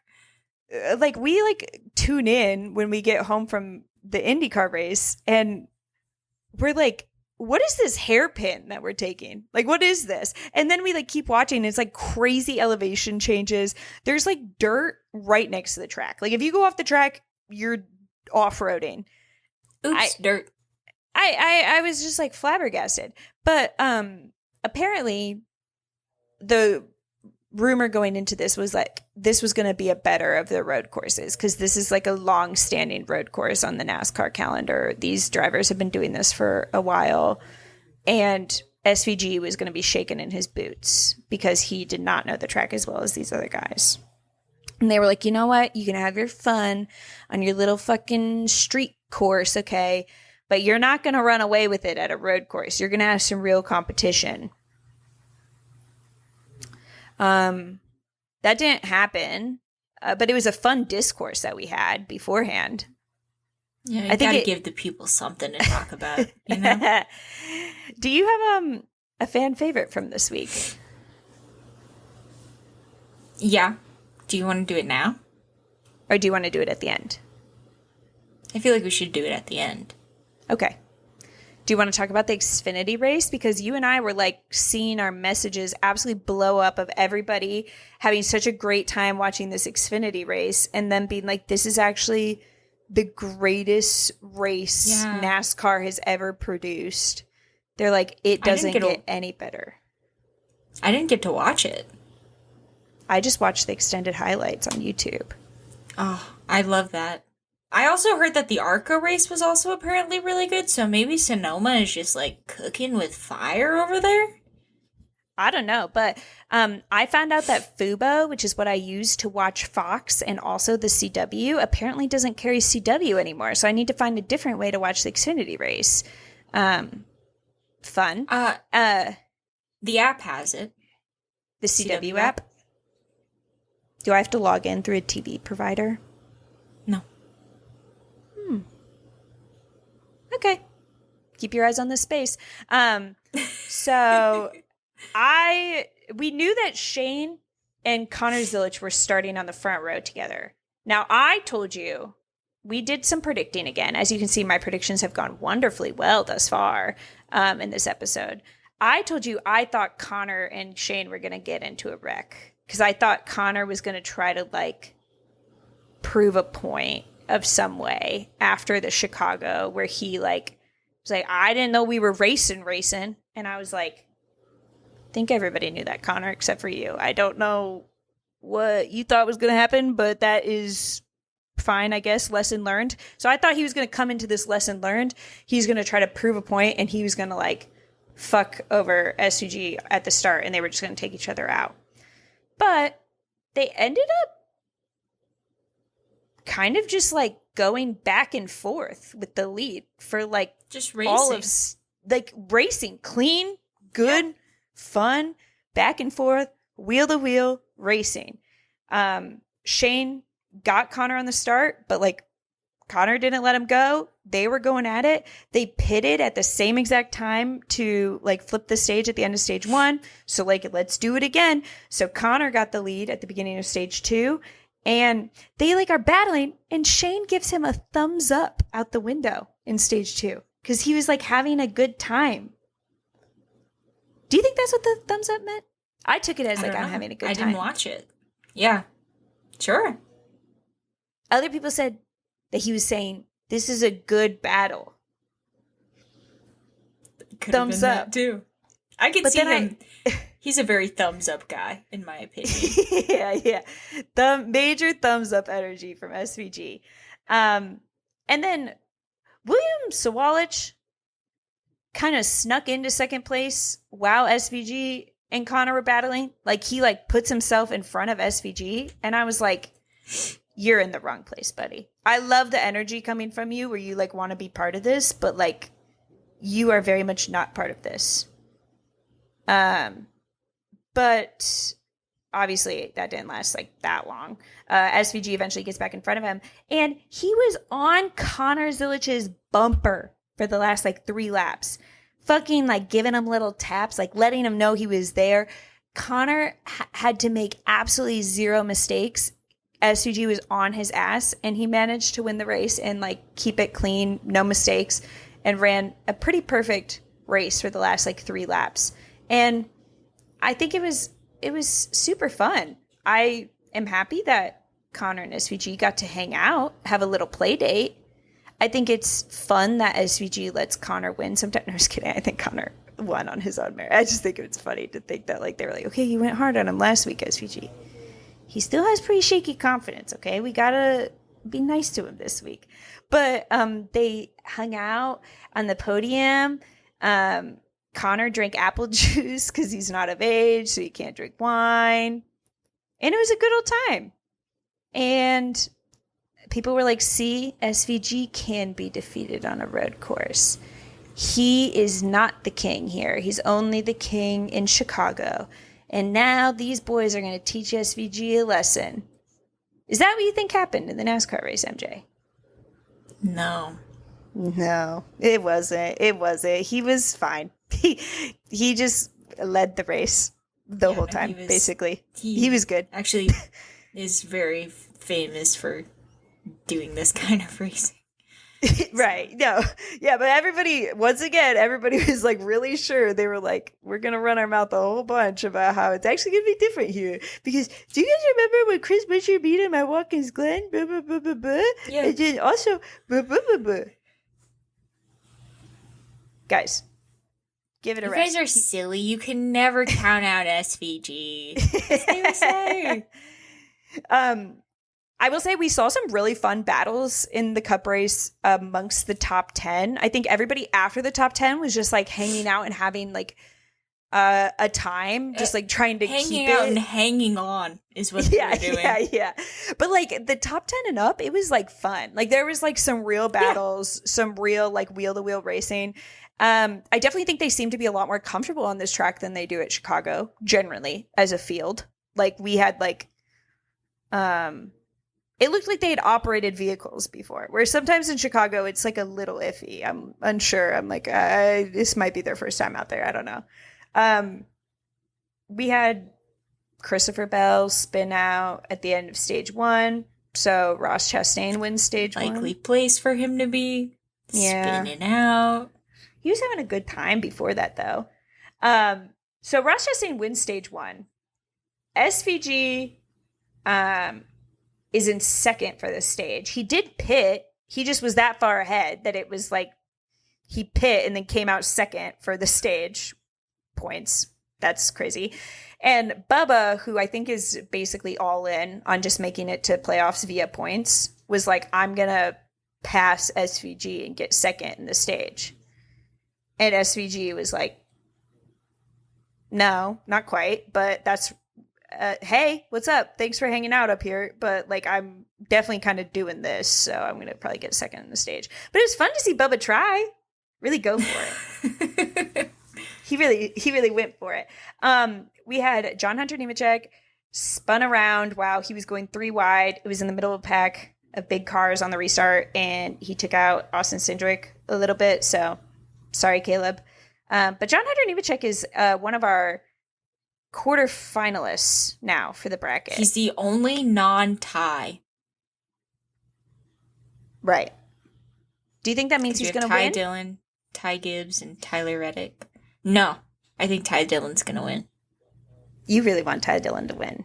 He deserves it. He has a funny pun every time he goes onto the next stage. He deserves it. Or not pun, but like little one-liner. Clap back. Do people say clap back anymore? Yeah, sure. You just did. I liked it. No, I don't know. It felt weird. According to the teardown, he didn't have a one-liner after this race because nobody interviewed him. That's incorrect. He definitely did. He shouted out Hendrick because he said the glass slipper fit one last time. And then John Hunter Nemechek, who he's going up, spoiler alert, who he's going up against next week. And he goes, the key word here being last. I thought that was good. Yeah, that's good. I was like, you know what? John Hunter Nemechek really stepped it up like this past week, being like confident and like, oh my god, I'm like finally here. Yeah, I thought he did a really good job. Yeah, he was shit talking his own teammate, which I thought was fun. So fun, and it's fucking Eric Jones. It's like I was of all like, the people, what are we doing here? He was using his baby to shit talk him. I don't know. It was really funny. Yeah, that's the only time it's acceptable to use children for content is for shit talking purposes. I agree. I like that. That's fine. You can do that. I found that funny. Ty Dillon is not fucking around too. Like he admitted, he's like straight up like, no, I'm actually taking this into season tournament. Like I actually am racing differently because I would like to win the tournament, please. No, he literally is. It shows. And I love it. I love it. I'm like, okay. And wait until he finds out that the whole season is actually a tournament. You should race different the whole time. The whole time. Season. Do this the whole time. The whole season. There was a little disagreement on the teardown, and I was wondering your take because I don't know of my take yet. Do you think it's more fun that all of like the heavy hitters of NASCAR got taken out in the first week in that Atlanta crash? You like it this way, where it's like all random people? I think it would have been fun either way because had all of the good people, not the good people, but you know, the higher seated in the bracket. I liked what you meant with it. Continued on, then we would be having more fun. There would be more competition between us, like viewers. But the fact that we have these lower seated bracket challenges, we're seeing them entertain us. Like, I think we could be debating until the cows come home. It's like, is it gonna be Denny Hamlin or Chase Elliott? But like, that's boring. I think it's funny when we're like, is it gonna be John Hunter Nemechek or Ty Dillon? This is my dream. Yeah. I think it's one of the few times where I was like, I think I really agree with Jordan Bianchi here. I think it was him that said this. He was like, we watch Denny Hamlin versus Chase Elliott every fucking week. Exactly. We watch it every time. How often are we like, what's Ty Dillon up to? Never. I'll say it. I've never thought once about what he's doing in a race until literally this moment. And now I'm like, what's he doing in this little bracket match? Like, is he winning? Please tell me he's winning. I think it's done a great job of bringing some attention on the drivers who don't have that much attention on them. And plus, they win $1 million. A whole million. One whole million. A million. Like the song? Which might be the only thing they win this year. Considering the last 4 are Ty Gibbs, Tyler Reddick, Ty Dillon, and John Hunter Nemechek. Actually, I think Ty Gibbs is still going to win this year. I still have that in my... Watch this space, guys. We'll talk more about Ty Gibbs later. Mama, I'm in love with the criminal. That's you. You have a thing for Ty Gibbs? No, that's you. You're in love with a criminal. Ty Gibbs. Interesting. He is a child, so... He's not a child. He's a literal infant. No, he is. You're right. Sorry. I'll back down immediately. So the commentators, they made a fatal error here. A one that we never do. They start showing Daniel Suarez on camera and talking about how good he's doing. Don't do that. Don't look at him. Because then they start looking at him. And just as they're looking at him, he tries to block Ross, who was behind him. And then Ross kind of is going too fast and spins him out a little bit. Isn't that pretty similar to what happened in Coda? Probably. Just stay away from Ross, Daniel. I don't think he's good for you. He claims you guys are friends, but he doesn't act like a real friend. I'm just kidding. I don't think it was his fault at all. I think they literally told them, like, hey, Ross is coming in pretty hot in that corner, so just, like, keep that in mind. But he did, I guess, say something on the radio that was like, wait till I find him on the track again. And everybody was like, ooh, Trackhouse beef. It wasn't really, I don't think it was beef. I think it was just, like, mild. Maybe like ground turkey, not ground beef. A little bit more lean.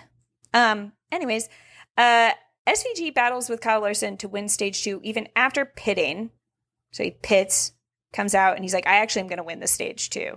Fucking greedy. This is the greed the Bible tells you about. You know what I mean? It's like, just take your pitting. You know what I mean? You don't need to take the stage win from the children, SVG. Like, they're trying their hardest. In fact, you put this fun fact in here. This was the first time Kyle Larson has led laps since the Coke 600. And SVG's like, I'm going to take this from him as well. Yeah. And in that moment, I decided that SVG is a hero and that he deserves an award. And I said, you know what? He's my Captain America. Thank you for your service, King. Yeah. I just think it's funny that the commentators were like, he's got to stop doing this. Like, they were like, you don't get to pit and win the stage. You know what I mean? It's like kind of an either or situation. And he was like, I feel like I want both. Damn, that sucks. I want both. Ty Gibbs gets bumped by Chris Buescher. Bumped. He goes off. He goes from 6th to 9th. He's angry. This starts maybe the beef. Maybe. Could also still be ground turkey, but like it's like cooked down, so it looks like beef. He later goes into pit. He in the pit stall in front of his is Brad Keselowski. It's important to know Brad and Chris, same team. Yeah, they're in RFK's team. Maha. So then, what? RFK? RFK Jr.? Are you familiar with Make America Healthy Again? No, I literally was like, why is she talking about Make America Healthy Again? No, I get it now. That was scary. So then, Trigger warning. Don't scare me like that. He goes through Brad's pit box. In the process, hits Brad's tire carrier. Brad's tire carrier said it hurt his wrists. He gets no penalty. He drives away. The tire carrier goes over to express his displeasure with Ty Gibbs' tire carrier. And in that moment, they all clear out the benches and they fight. No, now. Yes, they do. They had a little No, it's just like they were like dancing with each other. There weren't any punches thrown or anything. They were just like, it was like a middle school. The boys and the girls were coming together and then they were just like hovering nearby. And it's like, that's as intimate as this got. So you watch hockey. I don't. Valentino, my husband, has been trying to get me to watch hockey. And he said that if you do something to the goalie, it's like by law, you have to fight them. Yes, that is true. Yeah. It's by law. You know what I mean? Like, so sorry, I have to kick your ass. Like, I don't want to. Like, I'm not a fighter, but you did just touch the goalie. I have to kick your ass. It's like a Mexican, like, if you were in a Mexican bar fight and you're defending Chase, Christopher Bell. It was Christopher It's just Bell. like that. Yeah, if you touch Christopher Bell or the goalie, by law, fights have to happen. I have to beat your ass. I have to beat your ass. What is, like, the ass-beating laws around tire carriers? Because, like, it was funny, like, on pit road, I can't remember who the pit road reporter is on TNT. I'm sorry. But she was like, they were like, let's go talk to the tire carrier. And she was like, the tire carrier has a name. And he also has some hurt wrists. Can you guys believe the monstrosity that is Ty Gibbs? And then Steve, the crew chief for Dale Jr. / commentator is like, I don't know, that looked pretty shitty to me. Like, he was like, I don't like it.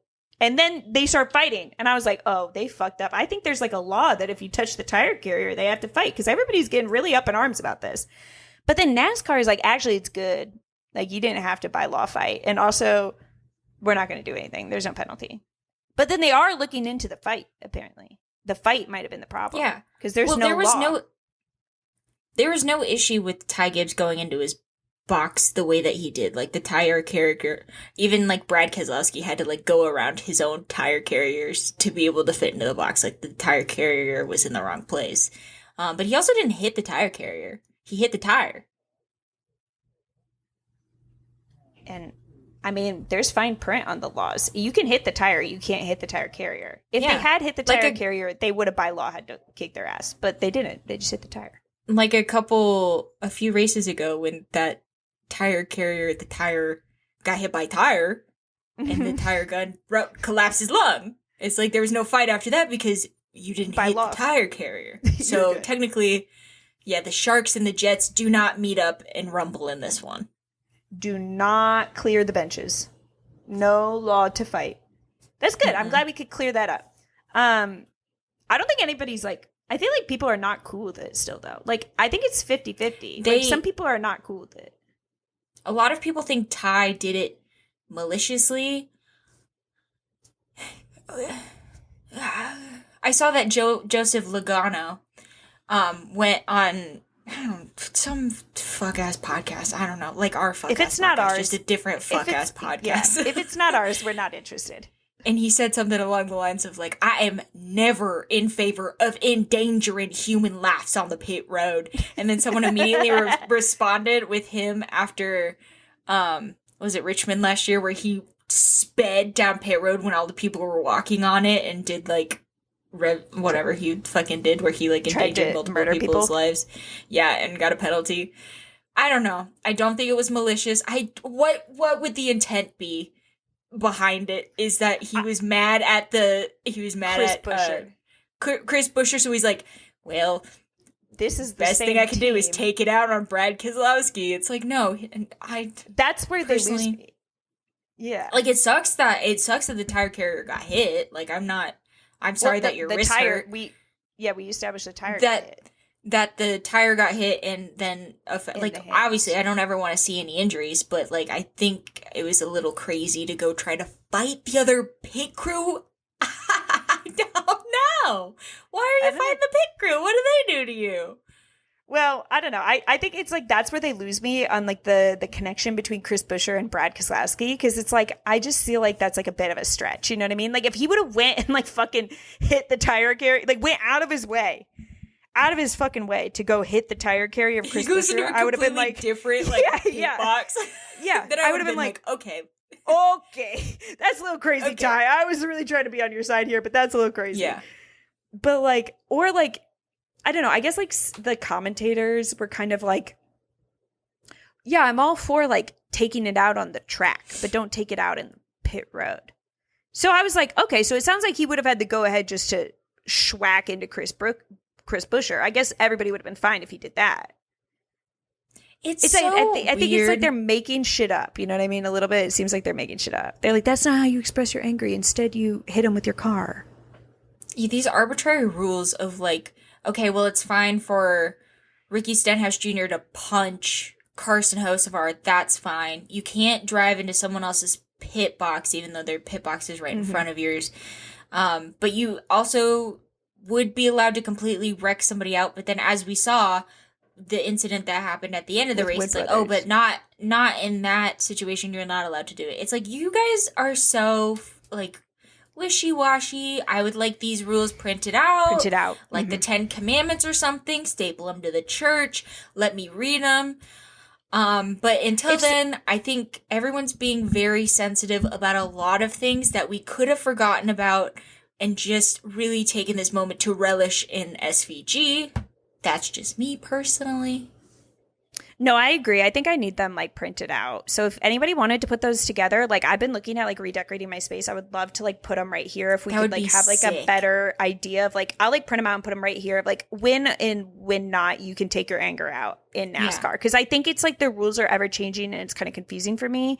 Like we Yeah. talked about, for example, Josh Berry wrecking out Carson for seemingly something that car did to them at a much earlier date, not even Carson, and then admitting that on Twitter under Jeff Gluck's tweet. But then everybody's like, actually, they're just joking. And I'm like, no. Mm-mm. I don't know why they did that. I don't know why that social media manager decided to tweet that. I think Josh Berry just wrecked out Carson. Like, I think that's all that. I don't think there was any, I don't think it was premeditated. And for that, he gets a lesser sentence. But he just wrecked him out for funsies, 4 laps to go. I don't, like, can I punch? Can we punch? What do we have to do in this situation? Is this a tire carrier situation where we have to hit the tires? Like, what's the deal? Do we clear the benches for this? Is it I don't know. Spire versus Wood Brother? I don't know. See, I don't know. It's like, it sounds like in hockey, it's a little bit more clear when you have to fight. You know what I mean? Yeah. It seems like it's like more clear. Like this is a punching situation. Or sometimes they don't punch. They just kind of like hold hands and dance around a little bit, but like in an intimidating way. I feel like maybe in NASCAR, we need more like intermediary steps. It's like maybe this isn't a punch, but like maybe this is a threaten to punch. Yeah. With like some dancing. Yeah. So if you guys want to let us know, we'll be sure to like keep a better track of these rules. Yeah, put that in the comments below with your favorite superhero and also which race is closest on the IndyCar calendar, which race is closest to Idaho. So those are all the things that you have to list out in the comments. And if Iowa should stay. And if Iowa should stay. So you can just, if you want to like number them, maybe to help us keep track or like write the question out before you answer it just so we can keep track of all your answers. If you guys want to number your answers, but then for specifically the rules about fighting, don't number those as well because that could get confusing. I would make that like a sub bullet, like an ABC sort of situation. Yes, please. Just for clarity. And yeah, take as much space in the comments as you want. Like even if you have to do multiple comments, that's totally fine. Yeah, we're cool with that. And while you're down there, you can like and then like subscribe it just because it's like right in front of you. Click that bell if you love the AMR safety team. Yeah. Okay. Chris Buescher was like on a fucking roll because he like accidentally lost it and hit Blaney, and then Blaney, he like kind of got stuck on a hill. It was kind of sad to see. Mm-hmm. They were like, "Can you bring it out?" And he's like, "I'm on a hill."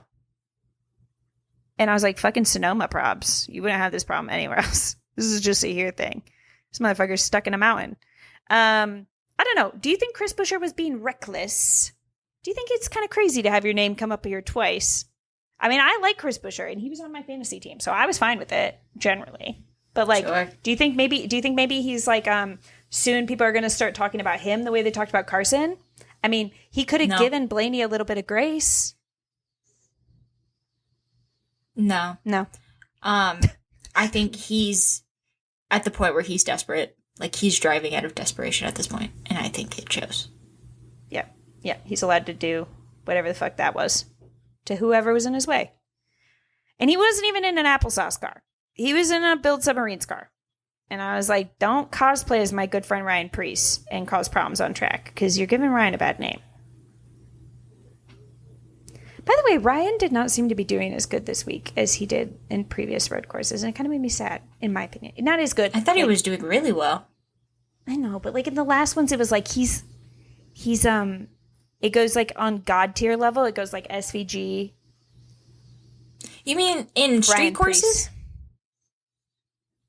Maybe. I don't care. It's not even. Or do you mean it. like? I just mean the last couple of weeks. I was like, they were like, he's confident. He's a different man now. Like he's ready to race on road courses and street courses. Like he's everything. I thought he was doing. I thought he did pretty well. He was up there with Ty Gibbs most of the time. Maybe I was just distracted by the other Build Submarines car. Wrecking that out. Might have been See? It's confusing. See how that's confusing? Yeah. Bowman accidentally gets mixed up later on. Brad and Ty Gibbs are like beefing, and Bowman's just trying to pass, and then they accidentally like make contact with Bowman as they're beefing. I feel really bad because I feel like Alex Bowman probably had no idea like what was going on there. He had no idea that Ty Gibbs had attempted murder on his tire carrier, and they'd cleared the benches. He probably had no idea, or else he would have steered clear. But I was like, just another moment where Alex Bowman's getting fucking wrong place, wrong timed. You know what I mean? Hate to see it. But he was the one up against Ty Dillon, right? Yes. This week? So, needed sacrifice. You know what I mean? Hey. Cody Ware loses it. While the broadcast he loses a tire. You see like the wheel nut pop off as the broadcast is talking about how bad the wreck was last week. And then I don't remember. They have probably Dale Jr. camera on him. Yeah, Dale Jr. goes, he's losing a tire. No, that's so true, Dale. Thank you so much. It went. Have you guys seen the movie Rubber? This was probably more so rubber than like any of Colton Herta's tire issues. I would say this one was. It was going. I think if they hadn't shot it down, because they had like a sniper on it, that's the only way they could get it to keep going. If they hadn't shot it down, it would have kept going, and it might have gave SVG a run for its money. Let me tell you. Yeah, there was this delightful video somebody made about the Roval. And I believe it was Sky in the comments was like, you would love the Lapsdown podcast. My dream is in the future when anybody talks about like a loose tire, like it's like, I want to like go ahead and like camp out on that corner of the internet. Like I want us to be like if you want a podcast that talks about rubber, you would love the Lapsdown podcast. The movie. Haven't seen it. Okay. Larson gets taken out by John Hunter Nemechek. Ends up spinning Blaney with 4 laps to go. It just ends up really, I think, kind of turning into a shit show at the end here. Hosvar gets spun out with 2 laps to go by Josh Berry. Attempted manslaughter by the Wood brothers. Admitted to it on Twitter. And then, what do you think happened? SVG won. That's all I cared about. Woo! Big day for our New Zealand audience. But I think it started, why does it always have to start a discourse? Why do we have to discourse all the time in NASCAR? Why can't we ever just not discourse? It's always discoursing. And now the discourse is that everybody hates SVG, which is so strange because he's such a chill guy. I'm like, when did we all start hating on him? First, it was people were mad at him because he made playoffs. By his 1 win a year, he made playoffs. Not anymore. He won 3 times. And now the problem is actually not that he won, like, he's not winning enough. It's actually that there's too many street courses. That's the new thing. Now all of the old head drivers are getting out here saying no more street courses or road courses. It's like, well, because you're bad at them. So I can understand how that's how you would think. But for those of them that are having a good time, I don't know. I mean, maybe I think the only problem is like, why are they all together on the calendar? Like, that's probably my only critique.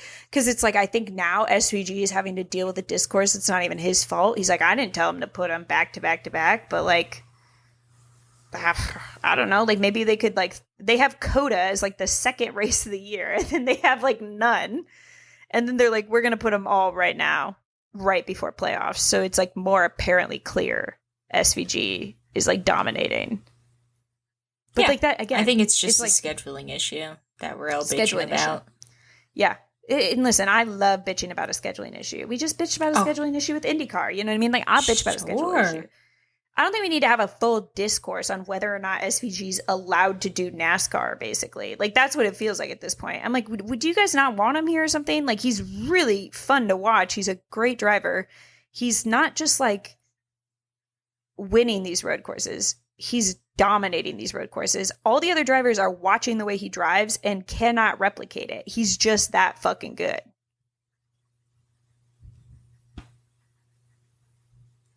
I think that's fine. I'm okay with that.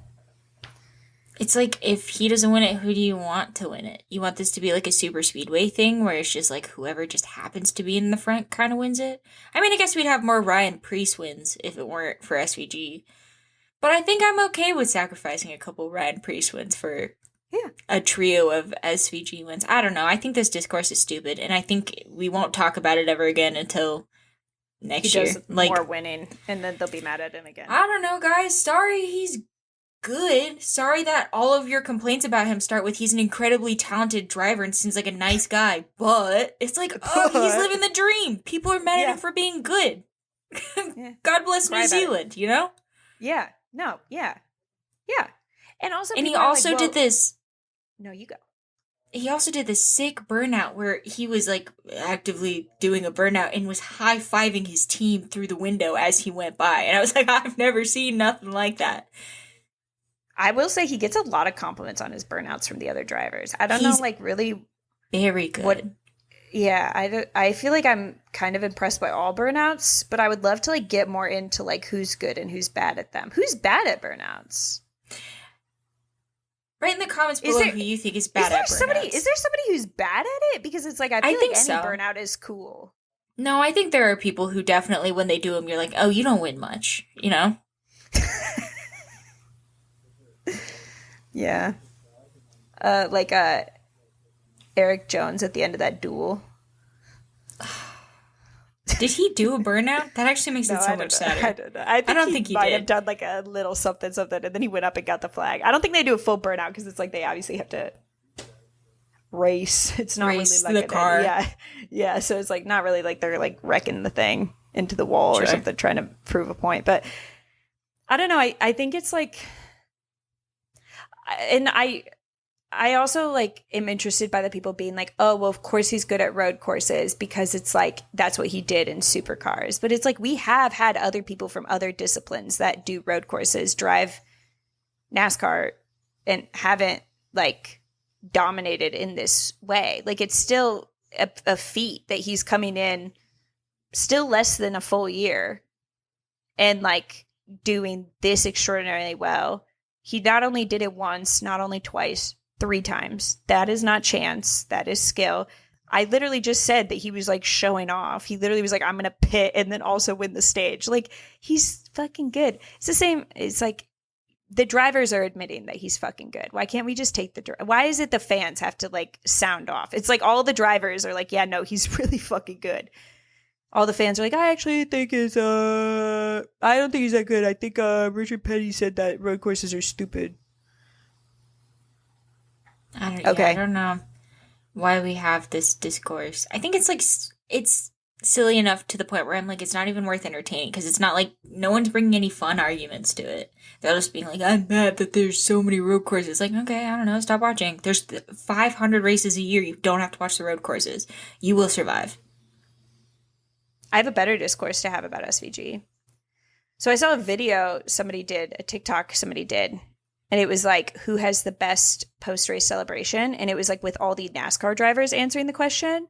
And almost all of them said in some way, like SVG. Some people talked about the rugby kick. Some people talked about the burnouts. Only one person, I think, mentioned Ross in the watermelon. Do you think that that's like a crazy movement in the space? Like, I feel like Ross used to have like the celebration. I think he was the only one who had like a gimmick that he did. So it was like the best by default. Competition in space now. And he's good at kicking the that rugby kick. It's so sick. How does he kick it so far? I know. He kicks it so far. How does he do it? Can we add that to our bucket list? That we catch a rugby kick from SVG? No, that thing's launching, dude. Okay, how about somebody else catches it for us and then just gives it to us? I want SVG to teach me how to kick a rugby ball. Oh, okay. You can learn how to kick it with him and then I'll catch it. And then both of our bucket lists will get a little check. Sick. I also saw a picture of him with hair on Reddit. That was a discourse we can have about SVG. What do you think? Bald, hair? What did you prefer? I mean, I don't mind the bald. Okay. I famously have never minded the bald. Yeah. I just didn't even know there was an option of hair. So I just like, that's interesting. It's weird seeing him. And it's not that's not the color hair I would have thought he had. How long has that beeping just been going on? Just a while. Just a little while. Don't pay no mind to it. Hey, sorry about that, guys. I think somebody has just been backing up a truck for roughly 5 minutes. It's a Penske car. I know for a fact that that's a Penske hauler. Yeah. I have one more discourse we can have about SVG. I brought alternative discourses. I know you wouldn't want to have the actual discourse because it's stupid and dumb. It's dumb. somebody was like, who would win in a fight amongst NASCAR drivers? And somebody put SVG in third. And then Scotty Mack weighed in and was like, actually, SVG's kind of yoked. He's really fucking built. His forearms are bigger than my legs. Good luck, guys. So where do you think SVG should have ranked on the list? That's a discourse we can have. Well, the competition is other NASCAR drivers. Here's the thing. Physically, I think he could take any of them. He doesn't. Emotionally, I think he would be like, "Guys, brothers, what are we fighting for? Friends, what are we fighting for?" He doesn't have like the buy-in. I think, you know what I mean. Like he just wouldn't get in it enough to fight. I would be interested. He kind of has like the same thing as like Oscar Piastri, where it's like you can tell he's in the zone sometimes, but he's more like happy-go-lucky. It kind of feels like. I would love to see him pissed off once. I'm sure, you know what, in supercars, actually, just kidding. I've definitely seen him pissed off. I've seen it. At Scotty Mack. Sure, yeah. Yeah. I don't know. I think he could take... I'm trying to think of a single other... I mean, freaking Austin Dillon the other week said he trains for NASCAR by playing pickleball. So I'm just like, who's peak physical... form, yeah. Like, I think, like, maybe... I actually kind of think Ryan Preece. Because he's kind of got, like, he's got the weight to throw around, but he seems like he's, like, not, like... He just seems like he's big boned, you know what I mean? Like, he's got some weight to throw around, but he's athletic. Also seems like he could get angry to the point where he's like, I'm gonna actually... Well, he was the one who they asked the question about the bar fight with Christopher Bell. And I don't remember his answer, but I like to pretend like his answer I would defend a Christopher Bell. What was his answer? I don't know. I don't think he ever got there. Shocked by the question. Prompt. Yeah. And I was like, yeah, maybe Ryan Preece. I don't know. I don't think any of them really. Some of them look like they want to fight, but I don't think any of them are too big of a threat. They don't got it. Yeah. They don't got it. Last question for you. Who's your fan favorite? John Hunter Nemechek. Why? I like the way he came out of his shell this week. I think the bracket challenge, because I know he's like a YouTuber. I've never partaken. Maybe one day. But just like, it felt like out of nowhere, suddenly John Hunter Nemechek existed, and he's like walking around with, what was the guy? I'm blanking on the name. Eric Jones. Not Josh Berry. Eric Jones. Eric Jones' baby. He put his chain on Eric Jones' baby and was like, hey, look, she supports me now, or he supports me now. I don't know. I appreciate the buy-in. I love it when somebody buys into something. Was Eric Jones the one who put the video of him dumping his kid on a go-kart, and it was like me when I'm behind John Hunter Nemechek? Was that the post? Yeah? Okay, so then he's my fan favorite, because I thought that was funny. That was good. That was really funny. Their little spat was they really came alive in those moments, and for that reason, they are our fan favorites. You know, I don't have my notebook in front of me. I feel like this is maybe like a second time vote for both of these people. I think we have voted for them before. And so that's exciting. They're like kind of getting on the board a little bit. I mean, like there's not a lot of, there's like the people that we repeat often that are clearly running away with this competition of fan favorite. There's the ones that like get a little one-off mention. They're like moving into like they're moving up from a one-off mention. I think that's really big for Legacy Motors really Club. Beautiful. I know that team was kind of like, what are we going to do if we're not going to be fan favorite with MJ and Andrea? But sad one of them had to go, and it was Eric Jones. John Hunter Nemechek's facing off against the ties. So I know you want it to be Ty Dillon. Mm-hmm. Who's the other? We have Ty Gibbs, Tyler Reddick, Ty Dillon, John Hunter Nemechek. I would like it to be Ty Gibbs, because if Ty Gibbs wins, then that means he did well. And maybe even he gets like a win or something. And I think that in the long term, that would be really good for the happiness level of our podcast. I think that would do a lot for you if we could get a Ty Gibbs win. So you put your effort towards Ty Dillon, and I'll cover down on the Ty Gibbs front for you, because I'm kind of out of this competition. Cool. I had Chase Elliott winning my bracket, so I don't really care anymore, you know? Rats. And I think Ty Dillon has a lot of pull behind him with you and everybody else. So I'll just keep an eye on the Gibbs camp. Yeah, and I'll pull for you. I think that's satisfactory. Also, maybe protect him a little bit because I hear there's an angry tire catcher after him. Tire changer. Hey, when you're picking your pit stall for next week for Dover, just pick one not near RFK. Probably, if I were you, Tigers. Be wise. Mm-hmm. Alrighty. Well, I think that's everything we have for today. Be sure to. Do you have anything else? Sorry, I don't want to cut things short. I know we haven't talked nearly long enough on this podcast. It's even like 3 hours. Yeah, something. Sorry about the beeping. Don't know how long that went on for, but when I edit this, I'm sure I'll find out. Be sure to leave us 5 stars if you can look past all these errors that I've had and you want to leave us 5 stars. Be sure to follow us. Shout out once again to ATYL Media. We loved covering Iowa for you guys. And we have no F1 race. We have Toronto and we have Dover coming up next week. So we will see you then. Dover. Do, Bye. re, mi, fa, sol, la, ti, Dover. Little bit of solfege to sign you off. Mm-hmm.